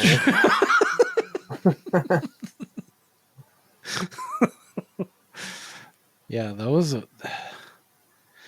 I don't know. I don't even know. It feels like she was trying to like write a haiku, or she's like adding to like a book of like poetry or something. I don't know. That was wild. I don't know how you could ever arrive at that conclusion watching this film, but I guess it's not for everyone, as evidence. So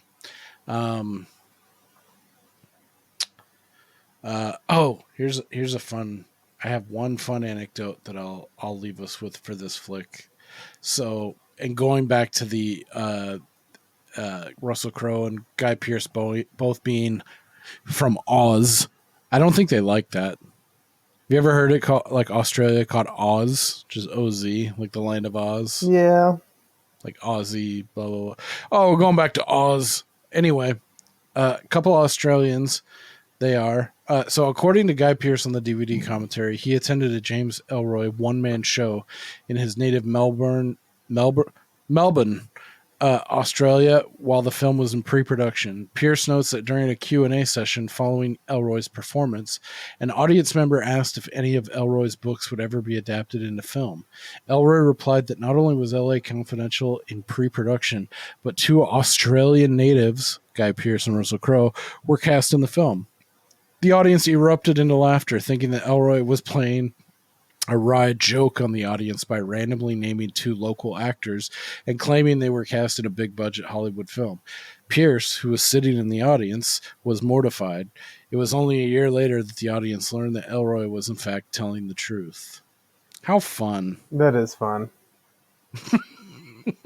That kind of ties back to like the DIY guerrilla like thing that they had going on where they like took the film to Cannes, like there was a lot of doubts about it, and like even the studio was like, wait, what, you want two relatively unknown Australian actors as your leads in like the like all American like 1950s LAPD detective force, like gritty crime drama, like. So I mean, ultimately at the end, like it was like the Cannes Film Festival, like going there is what redeemed or like saved this film from who knows what the studio would have done with it. But like I would shudder to think that like if this film ever would have, it's weird to think like if the studio would have got rattled and like was like fuck, like we don't want to put any more money into this, let's just cut it loose, direct to VHS or DVD at that time, and just go that route, like a direct to video movie. It would be like the best direct to video movie of all time, you know. Yeah. Like, but who knows if it would have got like discovered or like appreciated the way it did. But yeah, there's a lot of stuff I didn't realize. I always loved this film, but doing some of the cursory background stuff on this film was interesting, like how, because I thought, you know, oh yeah, LA Confidential, it's highly regarded, one of the best, it's on a lot of like top 100 films, like it got nominated for Oscars and things, so you think that, oh, this must have been a shoe-in from the get-go. Like, they knew they had something on their hands. Like, oh, this is special. This is going to be good. But whereas, like, you look into it deeper, and it's, like, way more punk rock. Like, it's, like, this almost didn't happen, or, you know, like, a lot of people had to buy into this thing in order to make it happen. So, which I'm glad they did, because this is a one of my favorite flicks for sure. Like, I could turn, like, it's a Shawshank. Like, I could throw it on any time, and like midway through third left, I'm gonna finish it for sure. Cool. So yeah, that's LA Confidential for us. I don't have any. Do I have a colloquialism? I thought there was something that I had heard recently that I did not like. There's some stuff I like too. Do you have anything? Nope. Or is there anything in this flick too that I glossed over or missed that you wanted to mention or talk about? No, not that I can think of.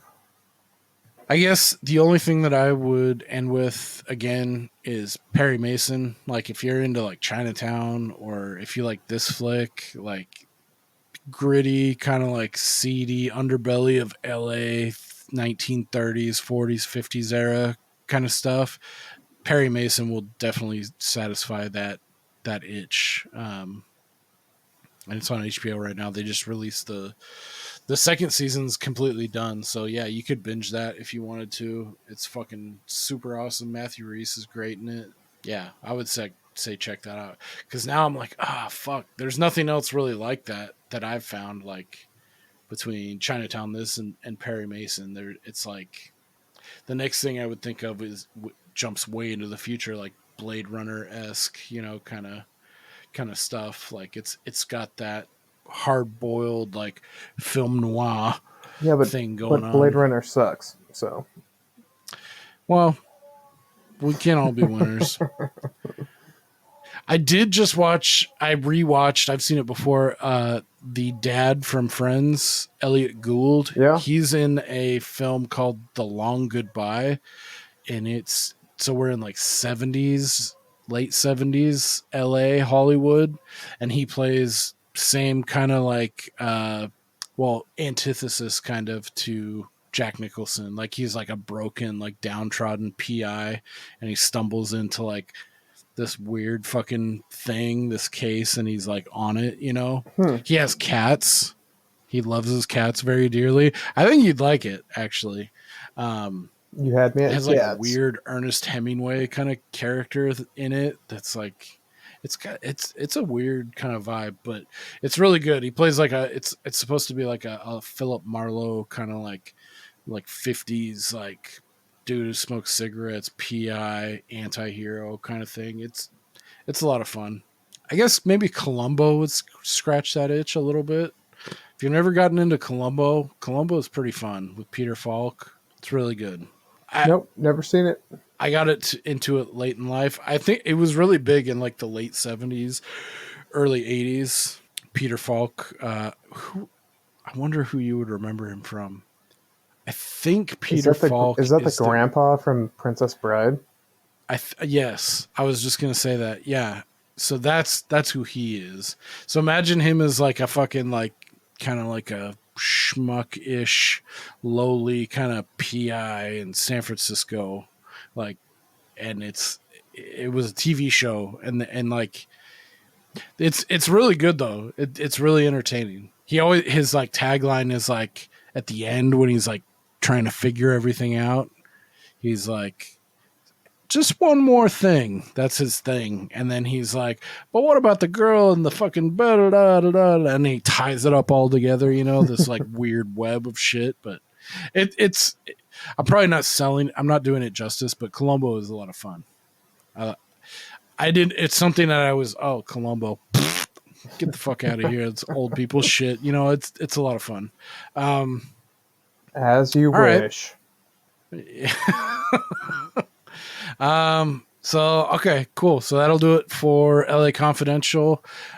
Please let us know what you thought of the flick or anything else under the sun. Hate mail is welcomed. We haven't had one in a while. Send it in. wax@waxingtheporpoise.com is our email, or you can reach out to us via Instagram is at Waxing the Porpoise. Twitter is at Waxing the Porp. We appreciate iTunes reviews are super helpful. Let us know what you think. Give us a rating, review, subscribe, YouTube, etc. Final thoughts? So that guy who left the review on Dick's episode about his mom, the guy from the band Warplot. Oh, yeah, Tyler Nightmare. Yes. Dude, that band fucking rules. I've only been able to find, I think, one song on YouTube, and I've listened to it so many times. Those guys are fucking awesome. They need to put more shit up there. Nice. Fuck yeah. Yeah, he's on Instagram. He every once in a while he'll post like he'll just do like a little bit of a ditty himself, and he's always got like a cig or beer, and he's got like a holster for both, like somehow like on his rig, on his like like right where his mic is. He'll just like crush a beer and he'll fucking like play like a minute long, like minute 15 ditty. It's fucking rad. Yeah, he's awesome. Yeah, check out Tyler Nightmare. Check them out on YouTube. They are Punks at the Cinema. They have their own podcast. Super awesome. Check them out anywhere you get your podcasts. And we appreciate him for supporting our show. Check out Tyler Nightmare. Fuck yeah. And then also we have, I guess we're spilling the beans a little bit here. I'm going to fuck this up. We can do a couple takes. It'll be fine.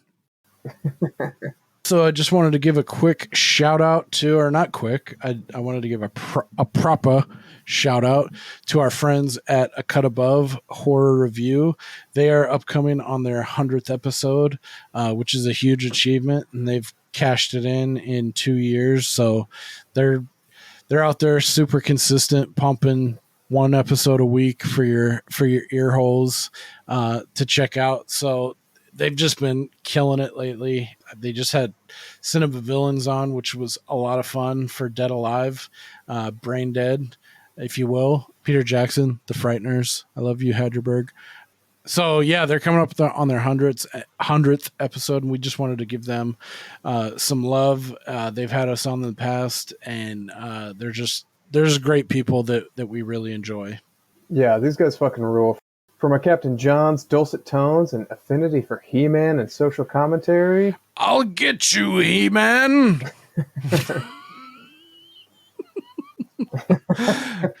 And Jacqueline's erudite and sage perspectives on horror and just in general. Her magnanimous nature and love for Rob Zombie trash.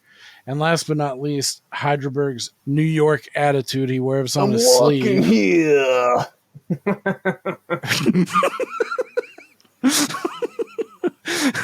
And his legendary reach arounds that he spins like a spider.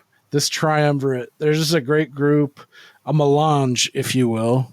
Oh.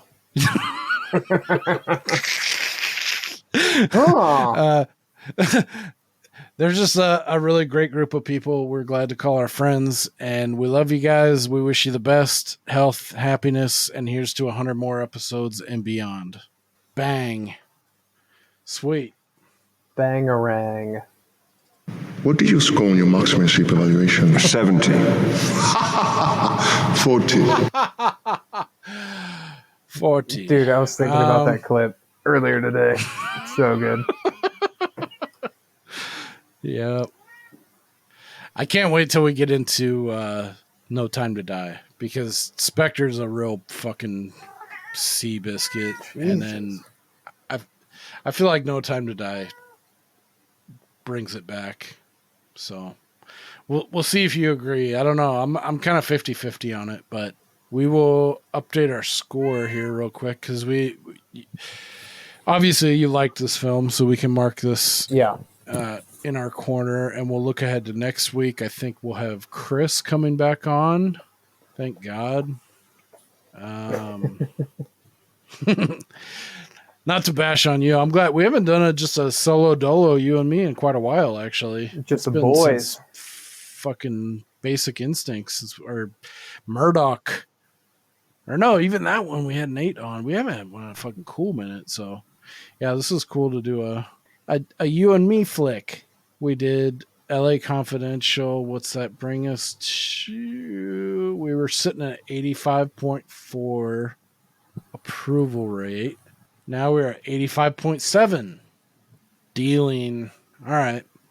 So next week, we'll have Chris from Channel 83 joining us once again, returning champ, where we'll be discussing Navy SEALs, starring Charles Sheen, Michael Biehn, and others. So that should be a good time.